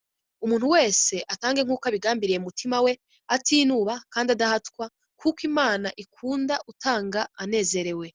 Kandi rero Imana ishobora kubasazaho ubuntu bwose, kugira ngo murusheho gukora ibyiza byose mufite ibibahagije muri byose. Amen. Amen. Cyongereza aravuga ngo but this I say. Yego. Oya nta kibazo. 8 niho ugejeje. Yego. Kamasombere aho bari batubwiye. But this I say, he who sows sparingly will also reap sparingly, and he who sows bountifully will also reap bountifully. Let each one give as he purposes in his heart, not grudgingly, all of necessity, for God loves a cheerful giver. And God is able to make all grace abound toward you, that you always having all sufficiency in all things may have an abundance for every good work. Ni buhe buryo bundi bibiri hano tubwira Abakorinto ibice 9 umurongo wa 7 twafashamo itorero ryacu.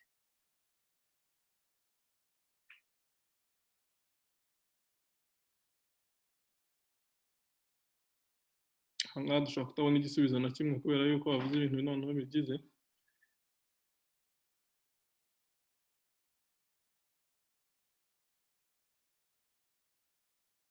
Hano dukurikije Abakorinto ba kabiri ibice 9 umurongo wa 7. Ni iki Bibiliya itubwira dushobora gufashamo nanone itorero ryacu?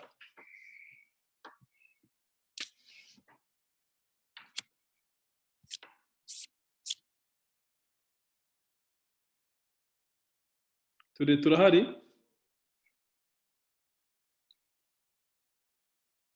Katwumva abantu batavuze. Ben yavuze, Adeline yavuze, Ernestine.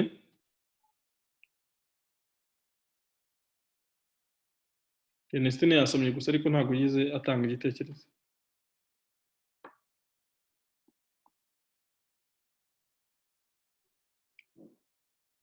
Njye navuze even njye umaze kubasomera Abakorinto ba kabiri. Yego, ariko se tubwiye yuko Bibiliya tubwira yuko twafashe itorero gute ukurikije ibyo dusomeye? Bibiliya tubwiye ko dukwiye gutanga tutinuba, ngo umuntu wese atange nk'uko abigambiriye mu mutima we atinuba kandi adatwa, kuko Imana ikunda utanga anezerewe. Ubwo ni ukuvuga ko nyine gufasha mu itorero turiha amafaranga, sibyo? ushobora gufasha abakene, turiha amafaranga, ushobora gufasha gutura amafaranga. Numva aha wenda icyo bashatse kutubwira, umurimo wose dukoze muri za mpano twavugaga ruguru,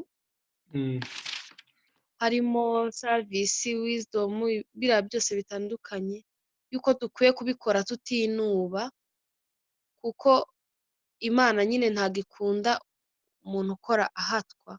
Kuko hasi ku 8 batubwira ngo kandi rero Imana ishobora kubasazaho ubuntu bwose kugira ngo umuntu urusheho gukora ibyiza byose ufite ibibahagije muri byose. Iyo ukoze nyine utinuba muri za mpano batubwiye ruguru, Imana nayo ibasha gusazaho ubuntu bwose kugira ngo cyane imigisha yose kugira ngo urusheho gukora ibindi byiza birushijeho. Murakoze.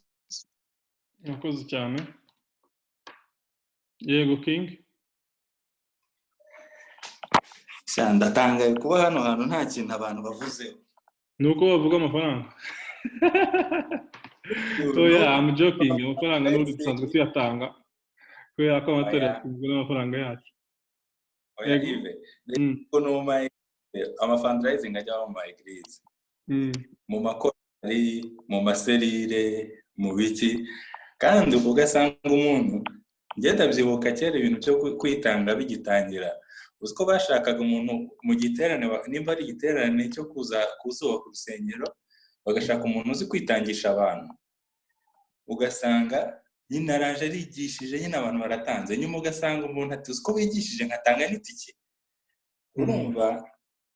Kandi uyu murongo tumaze Ernestine amaze kudusomera, uravuga ati ubanze utange wumva uko umutima wawe ukubwira. Ariko ni naho usanga abantu, ugasanga umuntu aratanze mu by'ukuri, yego n'igikorwa cyiza, ariko uratanze, ariko ugasanga umuntu arakubwira ati sha atariko rero batwitangishije pe. Urumva? Mu mutima we yaranyuzwe neza n'ibyo yatanze, yumva ko gutanga bikwiriye, ariko mu mutima we ntahamanya neza n'umutima we. Rero ahangaha ijambo ry'Imana uko rivuga, nkurikije no murongo ukuntu uvuga, niba ngo gutanga ari byiza ukumva ko bikenewe, ariko umutima wawe udahamanya neza umutima wawe uko ugomba gutanga, vomye kuko ino migisha Imana ivuga, ndakeka itayiho utahamanyaga n'umutima wawe neza. Ndumva uwo murongo ukidukangurira ni muri cya gihe cyo kwiga, kuko ni ibintu bibaho mu buzima bwacu bwa buri munsi. Ndumva icyo dukangurira ari ukubanza kumenya niba uhamanya n'umutima wawe. Niba udahamanya n'umutima wawe, nshuti, byihorere. Nuko njye mbyumva. King arakoze. Hari undi? Nyirango King atubwiye details nyinshi, ariko uyu murongo ni uko wenda ikibazo cy'izi topical studies ni uko tutadufasha umurongo gusa. Iyo utangira kwiga ibitabo ku bindi, muzabona iki gice cyose cya 9 kivuga ku bijyanye no gutanga. Muri iki gihe bavuga amafaranga, ariko mu gihe cya ba Paulo bamuherezaga ibyo ajya gufashisha abakene bo mu yandi matorero n'ibimufasha muri ministry yiwe. King, urashaka kongera kuvuga cyangwa n'ikiburi ikiganza kikiriho? Ni ikiganza cya mbere, ongera gikureho. Agira icyo mvuga? Yego. Arakoze. Nibyo, muri iki gihe ikigaragara amaso y'abantu n'amafaranga, ariko mpamya ko ikibura cyane ari umwanya. impamvu tubasha kugira iteraniro cyangwa se itorero ry'abakristo badakura ni uko usanga umwanya twatanze mu itorero ari wo mukeya, ariko tugashaka kujya gushaka amafaranga akaba ariyo tuzanira Imana, ukagira ngo Imana noneho izakoresha amafaranga kuruta imitima yacu. Ariko hakenewe ko dutanga guhera ku mwanya, hanyuma nyuma y'umwanya wacu n'igihe cyacu Uwiteka agaheraho adukoresha ibirenze. Thank you. Adeline ashaka kuvuga? None agashyizeho mikoro. Nari nshatse kuvuga kuri uyu murongo waho wa 6. Uvuga ati ariko ndavuga ibi ngo ubiba nke azasarura bike, naho ubiba nyinshi azasarura byinshi. Nkibaza nti ese uwatanze byinshi n'usarura byinshi, tuvuge wenda kuri urwo rugero rw'amafaranga. Ariko nanone mpita nibuka wa umukire, urugero rw'umukire baduha muri Bibiliya, watuye amafaranga menshi ariko ataturanye umutima unezerewe. Nawe umukene watuye amafaranga make yari afite, Imana igashima umukene. Ni ukuvuga ngo ibyo dutura umubare wabyo ntabwo impression Imana, ahubwo umutima wacu niwo impression Imana.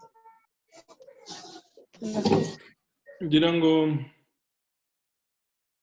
nibyo koko nkuko Adeline bivuze. Hari undi ufite ikindi kintu ashaka kuvuga?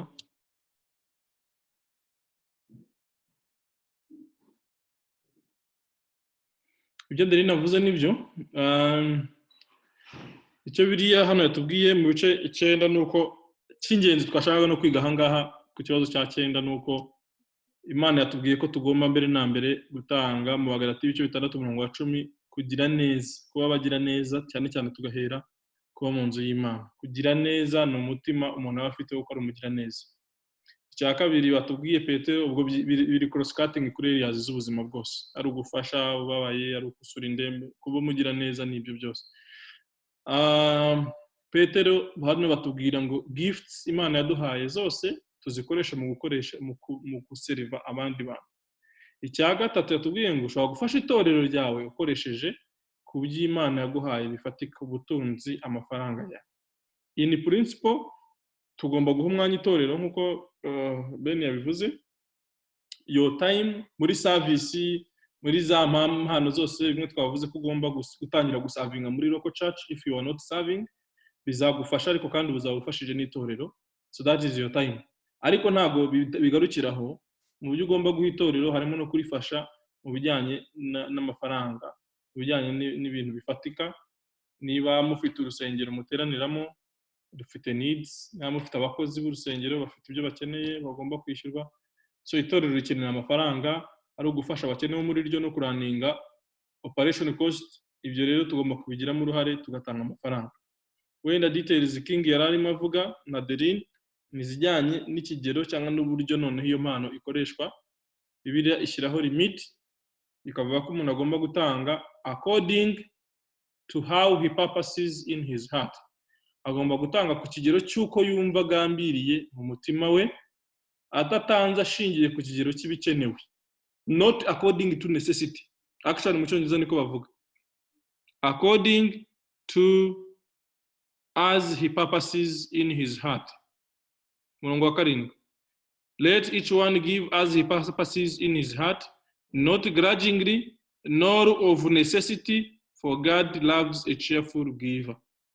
Ushobora kuba hakenewe byinshi ariko mu mutima wawe atari ko wumva ko ukwiriye gutanga ibingana bityo, ugatanga according to necessity, noneho ukabitangana umutima ubabaye cyangwa se utayishimye cyangwa se with complaints, cyangwa se bikaguhereza iyi inshingano yo gukurikirana kureba uwabikoresheje uko wumva bitagombye kuba byakoreshwaho n'ibindi. Nkumva rero ko Bibiliya itubwira ngo we have to give, ariko tugatanga coding nk'uko imitima yacu ibigambiriye, kandi tukabitanga nyine tunezerewe.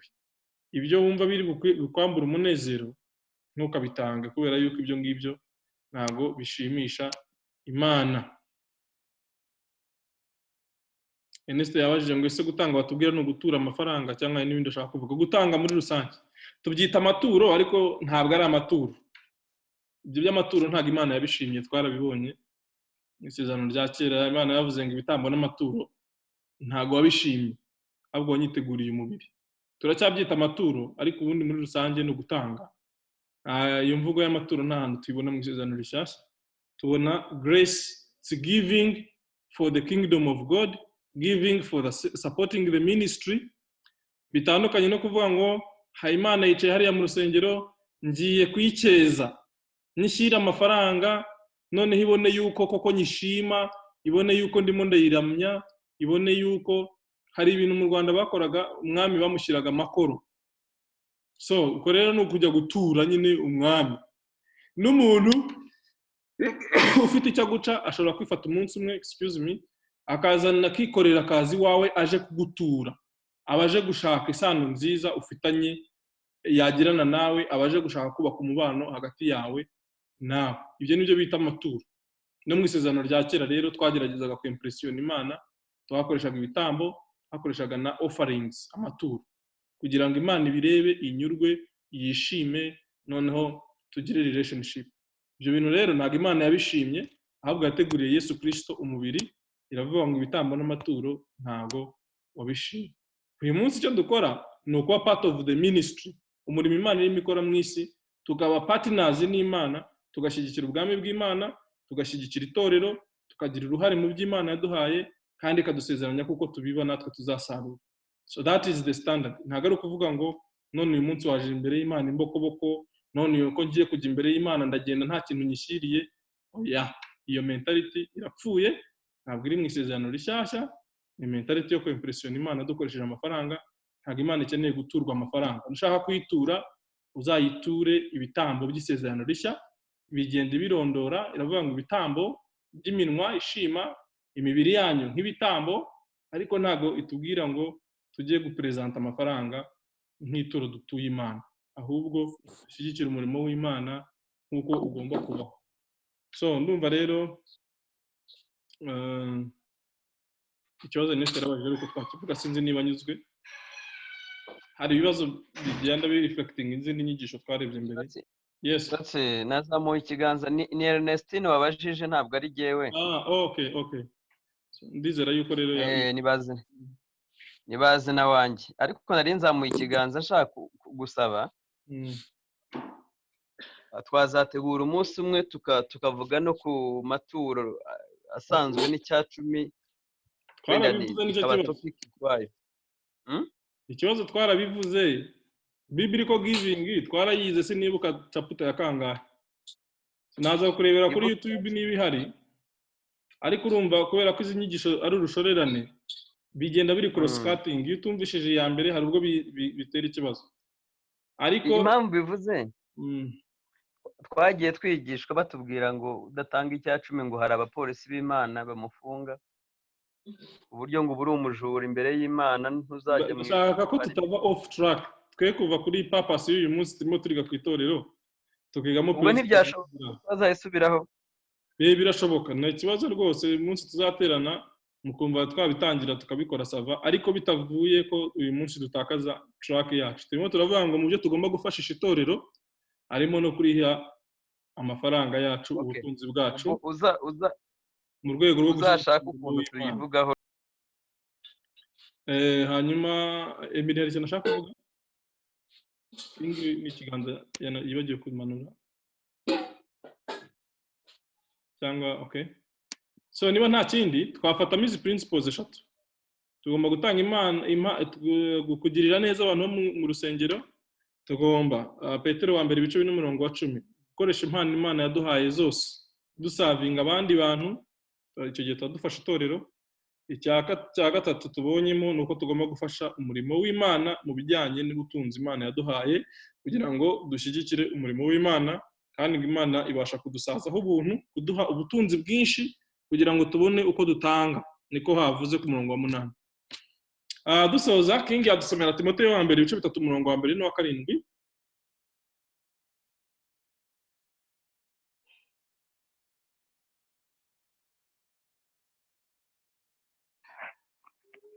Timoteyo wa mbere ibice 3 umurongo wa 2 kugera ku wa 7. So reka twe kwasoma King, kubera yuko ndabona n'akantu washyize muri closet nko kutubwira ngo Bibiliya ishyiraho ibisabwa ku bayobozi b'itorero, nubwo tuvuye ku byo twafashe itorero twari tugiye ku bayobozi b'itorero, umuntu yaza kwiherera akahasoma abakuru b'itorero bagomba kuba bameze bate. Sinzi ko mwumva ko ari ngombwa, otherwise ntabwo twasoza uyu munsi.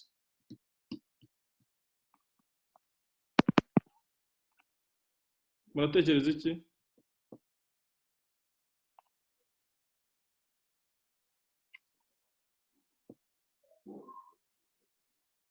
King, urabyumva ute? Tuhasome tuhihorere.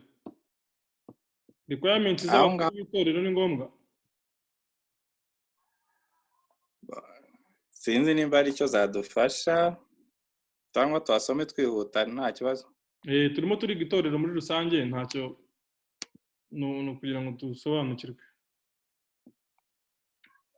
Ntacyo, reka amasome nihuta. Timoteyo wa mbere ibice 3 umurongo wa mbere kugera ku wa 7.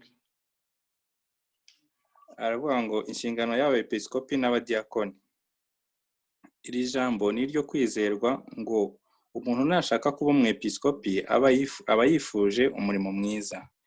Nuko umwepiskopi akwiriye kuba inyangamugayo no kuba umugore umwe, abe adakunda ibisindisha, wirinda, ugira gahunda mu kubaho kwe, ukunda gucumbikira abashyitsi, afite ubwenge bwo kwigisha, utari umunywi wa vino cyangwa umunyarukoni, ahubwo aba umugwaneza, utarwana, utari umukunzi w'impinya, utegeka neza abo mu rugo rwe, agatera abana be kumvira no kubaha rwose.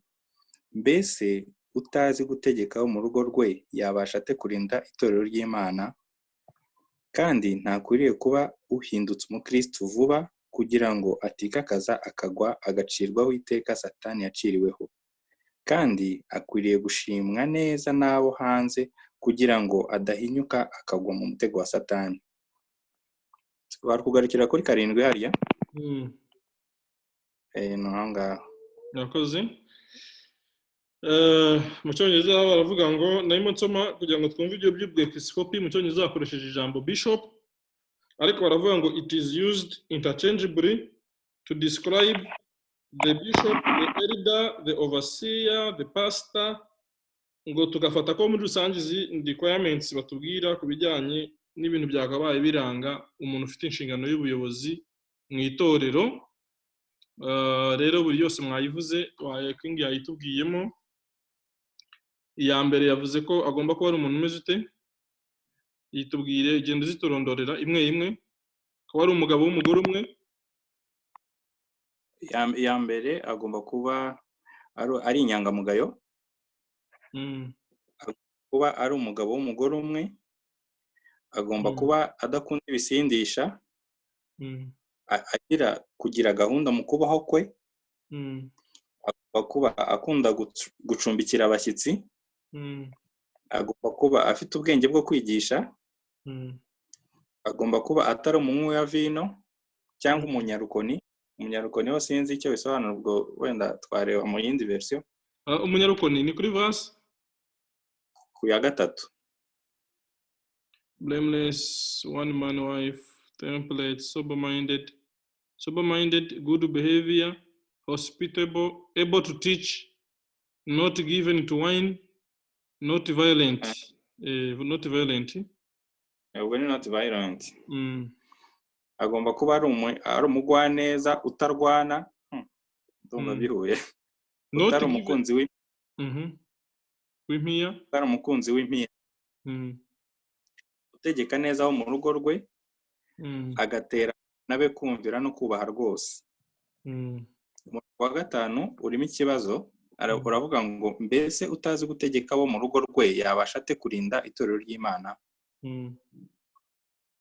Hanyuma umurongo wa 6 tukavuga ngo agomba kandi ntakwiriye kuba ahindutse umukristo vuba kugira ngo ikakaza akagwa agacirwaho iteka Satani yaciriweho.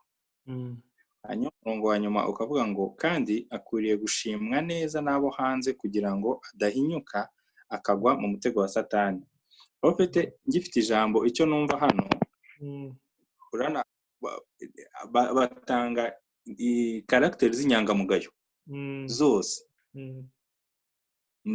icyo mbona ni uko bavuze batangira bavuga inyangamugayo bagahita bavuga karagiteri z'inyangamugayo, ibintu biranga inyangamugayo ibyo ari byo ari cyo kintu. Gusa ikigaragara cyo njye ndabona izi karagiteri zitakagombye no kuranga umushumba, kuko urumva bishop n'abashumba, zitakagombye abashumba gusa n'abo bantu bafite imirimo y'intoza, imirimo mu itorero, ahubwo ndabona ari karagiteri n'ubundi yakaranze umukristo wese ava akagera. Ndumva byaba byiza nkatwe bakristo bandi ibi bintu tuvuze ahangaha biri muri Timoteyo 3 byakagombye natwe kuba indangagaciro zacu, ntituzishyarire abashumba gusa. Exactly. Impamvu ari byo nakunganiraho ni uko abo bashumba n'ubundi baba bavuye mu bakristo. Abakristo rero baramutse badafite izi requirements ntago wazigera ubona bishop na rimwe. Wadusomera no muri Tito igice cya 5 kugeza ku wa 9 naho baravuga bimwe izindi nshingano izindi requirements. Tito igice cya 5 kugeza ku wa 9 n'ubundi Tito igice cya 1 kugeza 5 to 9. Igice cya 1 umurongo wa 1 kujya kwa 5 kugera ku wa 9. Aravuga ngo igice cya Tito wa 1 igice cya 1 umurongo wa 5 kujya kwa 9 aravuga ngo icyatumye ngusiga ikirete ni ukugira ngo utunganye ibyasigaye bidatunganye, kandi ngo ushyire abakuru b'itorero mu midugudu yose nk'uko nagutegetse. Ibyo ni ukuvuga abagabo batariho umugayo, bafite umugore umwe, bafite abana bizera, kandi bataregwa ko ari inkubaganyi cyangwa ibigandi, kuko umwepiskopi akwiriye kutabaho umugayo nk'uko bikwiriye igisonga cy'Imana, kandi ntakwiriye kuba ikigenge cyangwa ikirara cyangwa umunywi w'inzoga cyangwa umunyarukoni cyangwa uwifuza indamu mbi, ahubwo aba ukunda gucumbikira abashyitsi, ukunda ibyiza, udashayisha, ukiranuka, wera, wirinda, kandi ukomeza ijambo ryo kwizerwa nk'uko yaryigishijwe, kugira ngo abone uko ahuguza abantu inyigisho nzima no gutsinda abamugisha impaka. Nuko handitse. Okay. Hari icyo tuvugaho, ndumva ari ibyo birumvikana ni requirements, muzazirebe namwe nimubona hari abayobozi b'itorero batazubahirije, muzababwire yuko bakwiriye kwegura. Hanyuma icya 10 sikanye ibibazo nka 2 gusa, ndeke tubirangize kugira ngo ejo tuzatangire igishya. Abatesalonike ba mbere ibice 5 umurongo wa 12 kugeza ku wa 13, wenda undi agufasha dusomera Abaheburayo 13:17 hasubiza ikibazo kivuga ngo ni iyihe nyifato cyangwa se imyifatire cyangwa attitude dukwiriye kugira ku bayobozi bo mu itorero.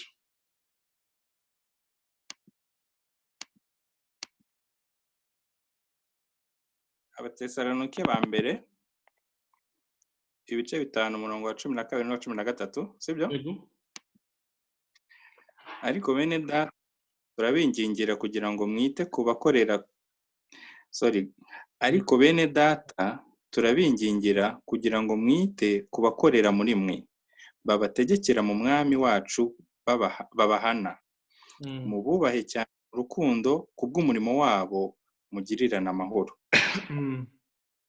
Twavuga yego dusomera noneho na Abaheburayo 13:17. Abaheburayo 13:17 aravuga ngo mwumvire ababayobora mubagandukire, kuko aribo baba maso barinda imitima yanyu nk'abazabibazwa. Nuko rero mubumvire kugira ngo babikore banezerewe kandi batagononwa, kuko kubikorana akangononwa kutagira icyo kumarira mwebwe. Abakozi umva ko hariya badusabye n'undi kubaha abantu bafite inshingano z'ubuyobozi mu itorero no kubumvira kugira ngo babikore bishimye, niba naduhana nabwo kandi tubumvire icyo batubwira. Hari undi ufite ikindi avuga kuri icyo ngicyo? birasa naho ari ntawe. Twajya ku Bagalatiya 6:1-2. Itorero ni izihe nshingano rifite ku bayoboke baryo? Abagalatiya 6:1-2.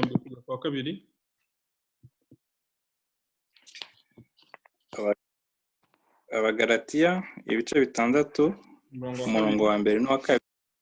Ni ukubashyingiranya uwa mbere n'uwa kabiri, sibyo?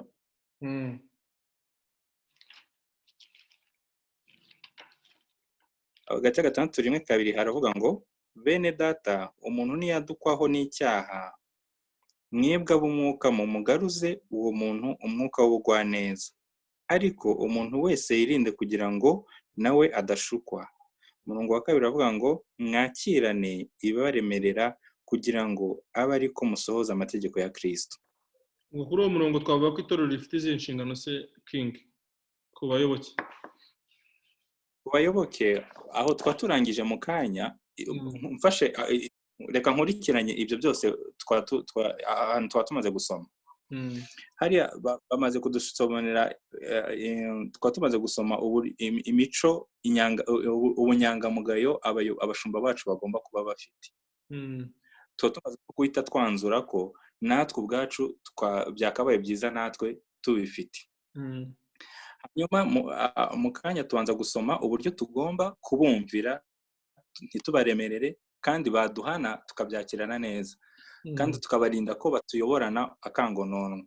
Mu kanya hariho ikintu tuvuze ngo iyo mico tuyirebe, abashumba bacu batayigira tuzabeguze. Aha ntabwo ariko batubwira.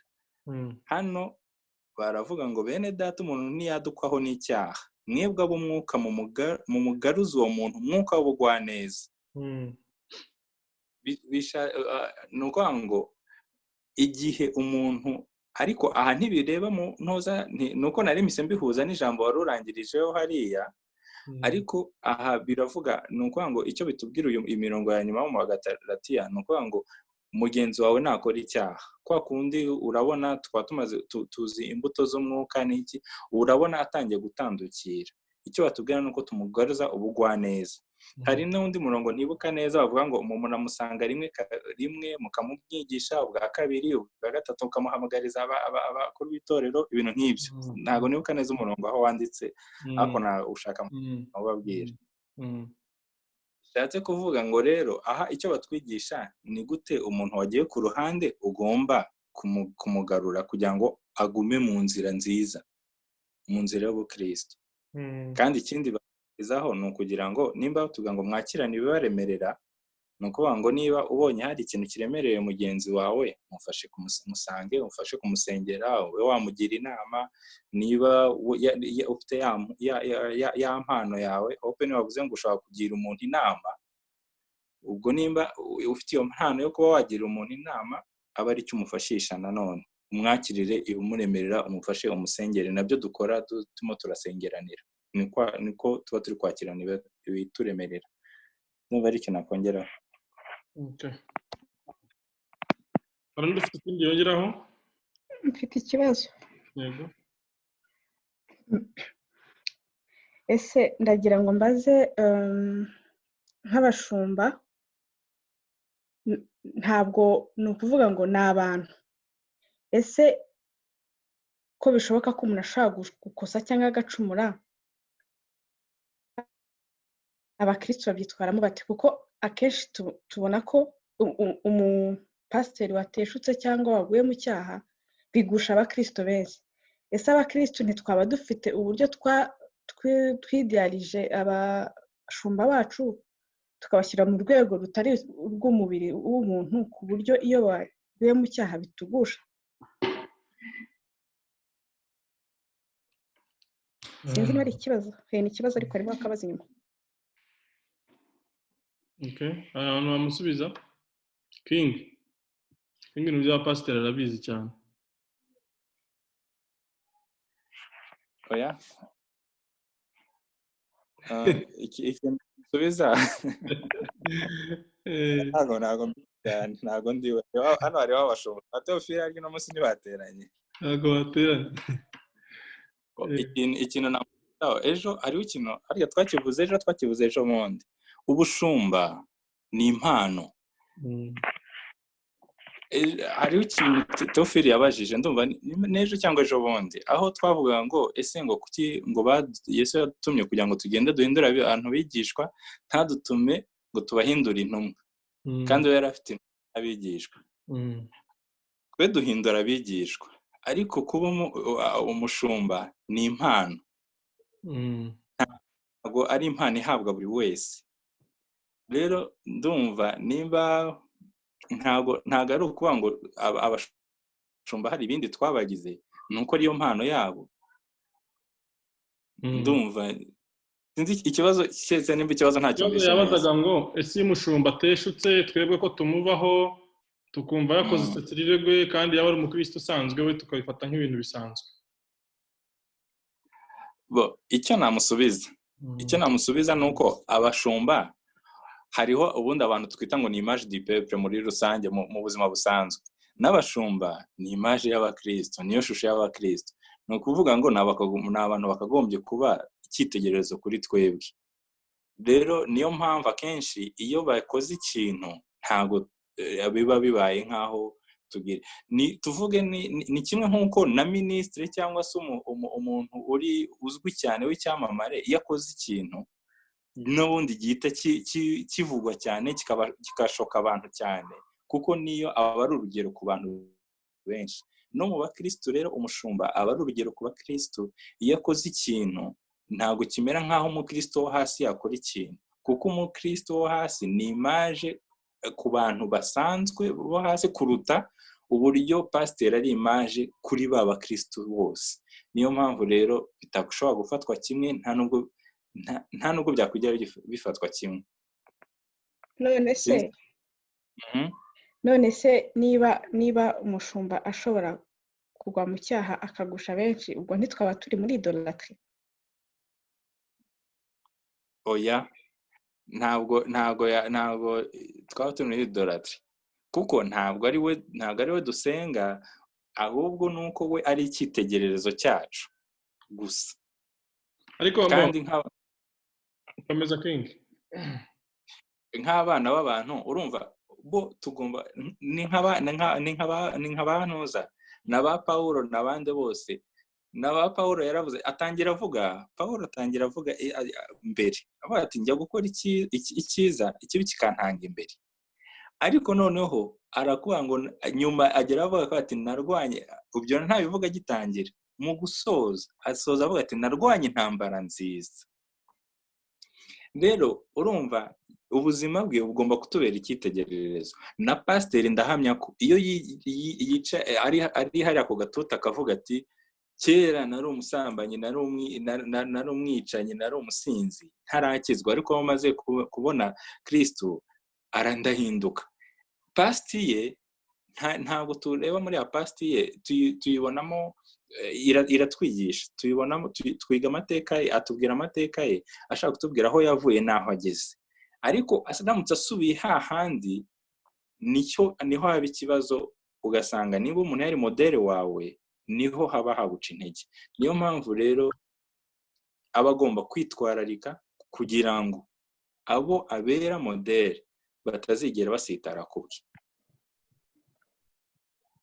njyewe igitekerezo mfite ku byo King yavugaga harimo ukuri kubera yuko hari fantezi abantu bashyizeho yo kumva yuko mbere na mbere abapasiteri nibo babanza kwigira abantu bari ideal bakigaragaza ko batandukanye n'abandi bakristo ko ari ibitangaza ko bafite ukuntu bavugana n'Imana gutandukanye n'uko abakristo bavuga ubuhamya bwabo kumva nta nubwo ari n'abantu ni nk'abamarayika bo mu ijuru bakabanza bagakiriya iyo image mu bakristo mu by'ukuri itari nayo itari biblical itari nariyo itari n'ukuri noneho rero iyo ukuri kuje kugaragaza abo bari bo bikagaragara abakristo baba disappointed ariko ikosa riba ryararebereye ku ntangiriro n'uburyo dufata ibi bintu by'amapositions muri Bibiliya ntabwo batubwira ko kuba umushumba kuba pasiteri ari position y'urwego ruri hejuru y'umukristo ahubwo ni function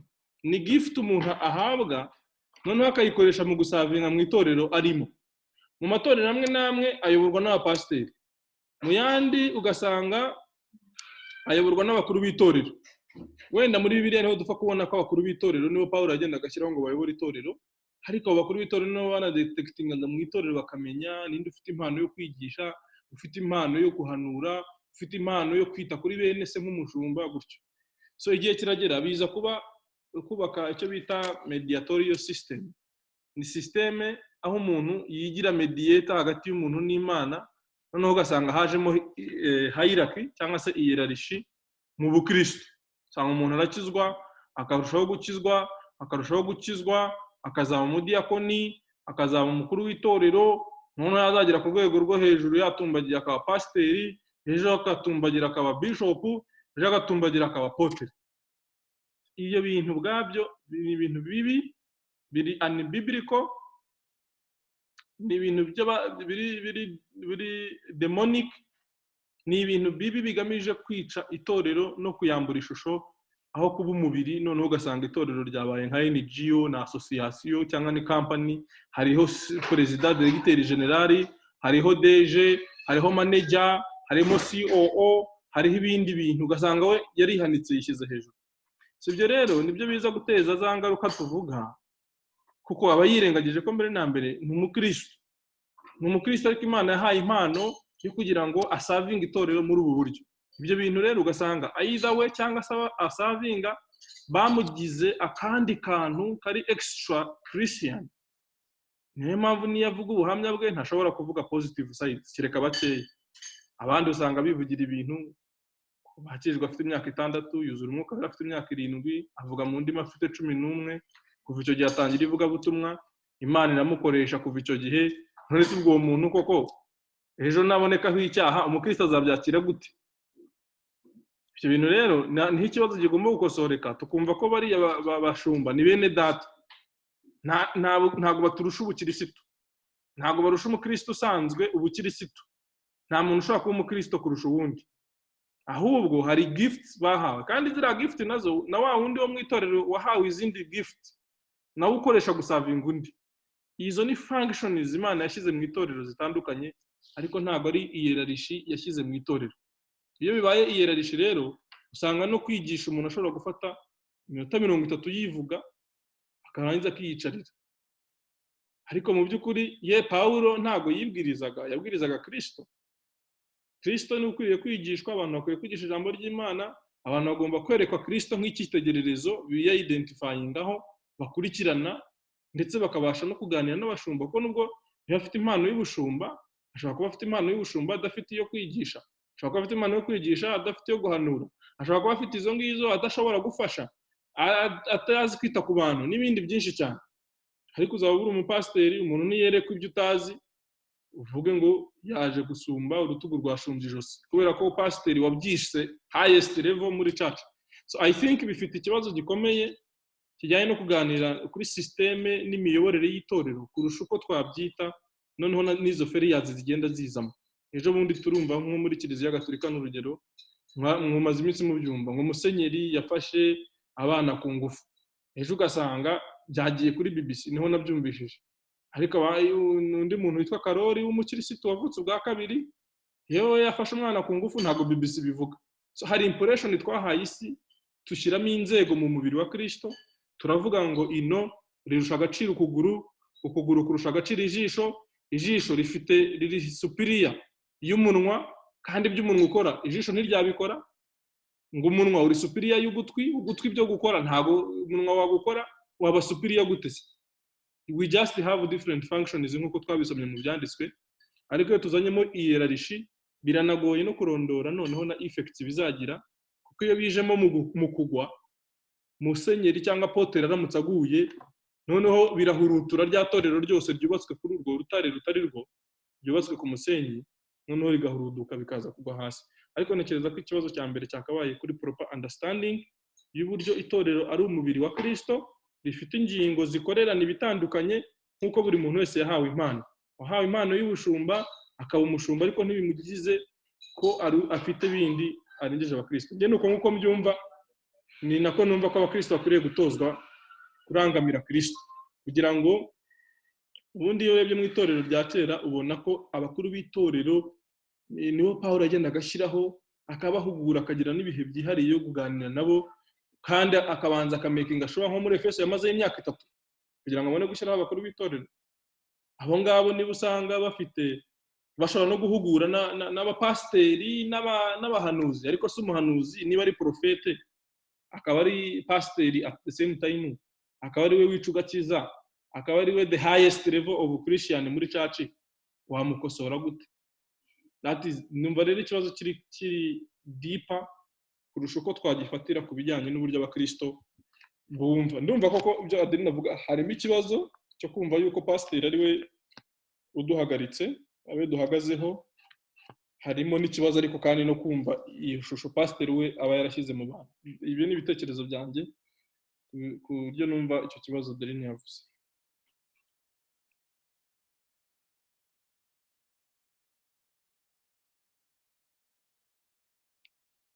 Ernest sinzi niba ikibazo gifite, niba ntacyo twasoza cyane ko amasaha yagiye, cyangwa niba hari undi muntu ufite icyo ashaka kuvuga.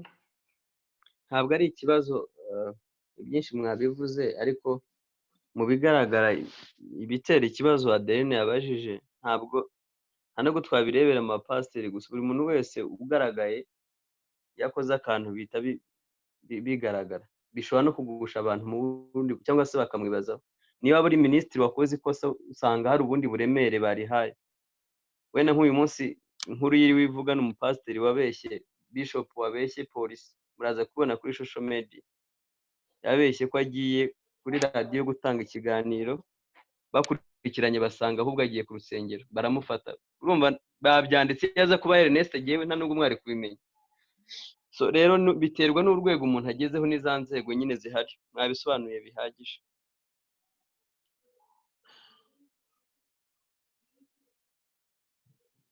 Okay. Rero twabihuriza hamwe n'ibyo byose twavuze, tukavuga ngo Imana ishimwe ko yadushyize mu itorero, ikaduha n'abakuru b'itorero, ikaduha n'abayobozi, tububahe nabo bakora inshingano zabo, kandi ntagira n'uteshuka, tumugoroze ubugwaneza nk'uko bitubwira, tubasengere, na ya procedure yindi wenda tuzabibona. Soza bavuze ngo kubera ko itorero ari umuryango rifite inshingano zo kwita ku mibereho y'abarigize, hari igihe biba ngombwa ko habaho ibihano kugira ngo ubuhamya bwiza budapfa ndetse harindwe n'ubusugire bw'itorero. Ni igikorwa cy'urukundo kandi kigaragaza kwita ku bantu bagize itorero. Ubwo birahura na hariya twavuze kugoroza abantu ubugwaneza, mu basabire nka bene so, nakunanira gutyo gutyo. Imyifatire myiza ni kimwe mu bintu Imana ikoresha kugira ngo duterane ishyaka ryo gukundana n'imirimo myiza. Rero ejo mbere yuko dutangira tuzafata mu mutwe umurongo uri mu Baheburayo ibice 10 umurongo wa 24 kugera kwa 25. Nawushyize kuri screen, mwese mwawusoma. Ufite aho wandika kwandika ku papuro, avuga ngo tujye tuzirikana ubwacu kugira ngo duterane ishyaka ryo gukundana n'iry'imirimo myiza, twe kwirengagiza guteranira hamwe nk'uko bamwe bajya bagira, ahubwo duhugurane, kandi uko mubonye urya munsi wegera muba ariko murushaho kugenza. Ejo mbere yuko dutangira amateraniro tuzabanza tuwufate mu mutwe, tuwugabanyemo ibice 3, hanyuma tuwufate mu mutwe, tubone gutangira ikindi gice kivuga ku bijyanye no kwamamaza Kristo. Niba rero nta kibazo ku byo twavuze uyu munsi cyangwa ikindi gitekerezo, twasoza tugashima Imana kubw'uyu munsi, hanyuma tugasoza.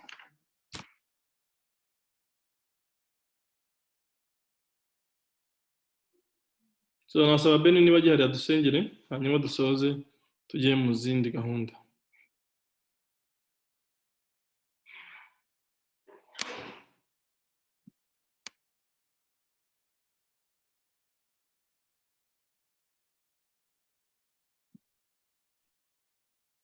Beni, okay. Usenge.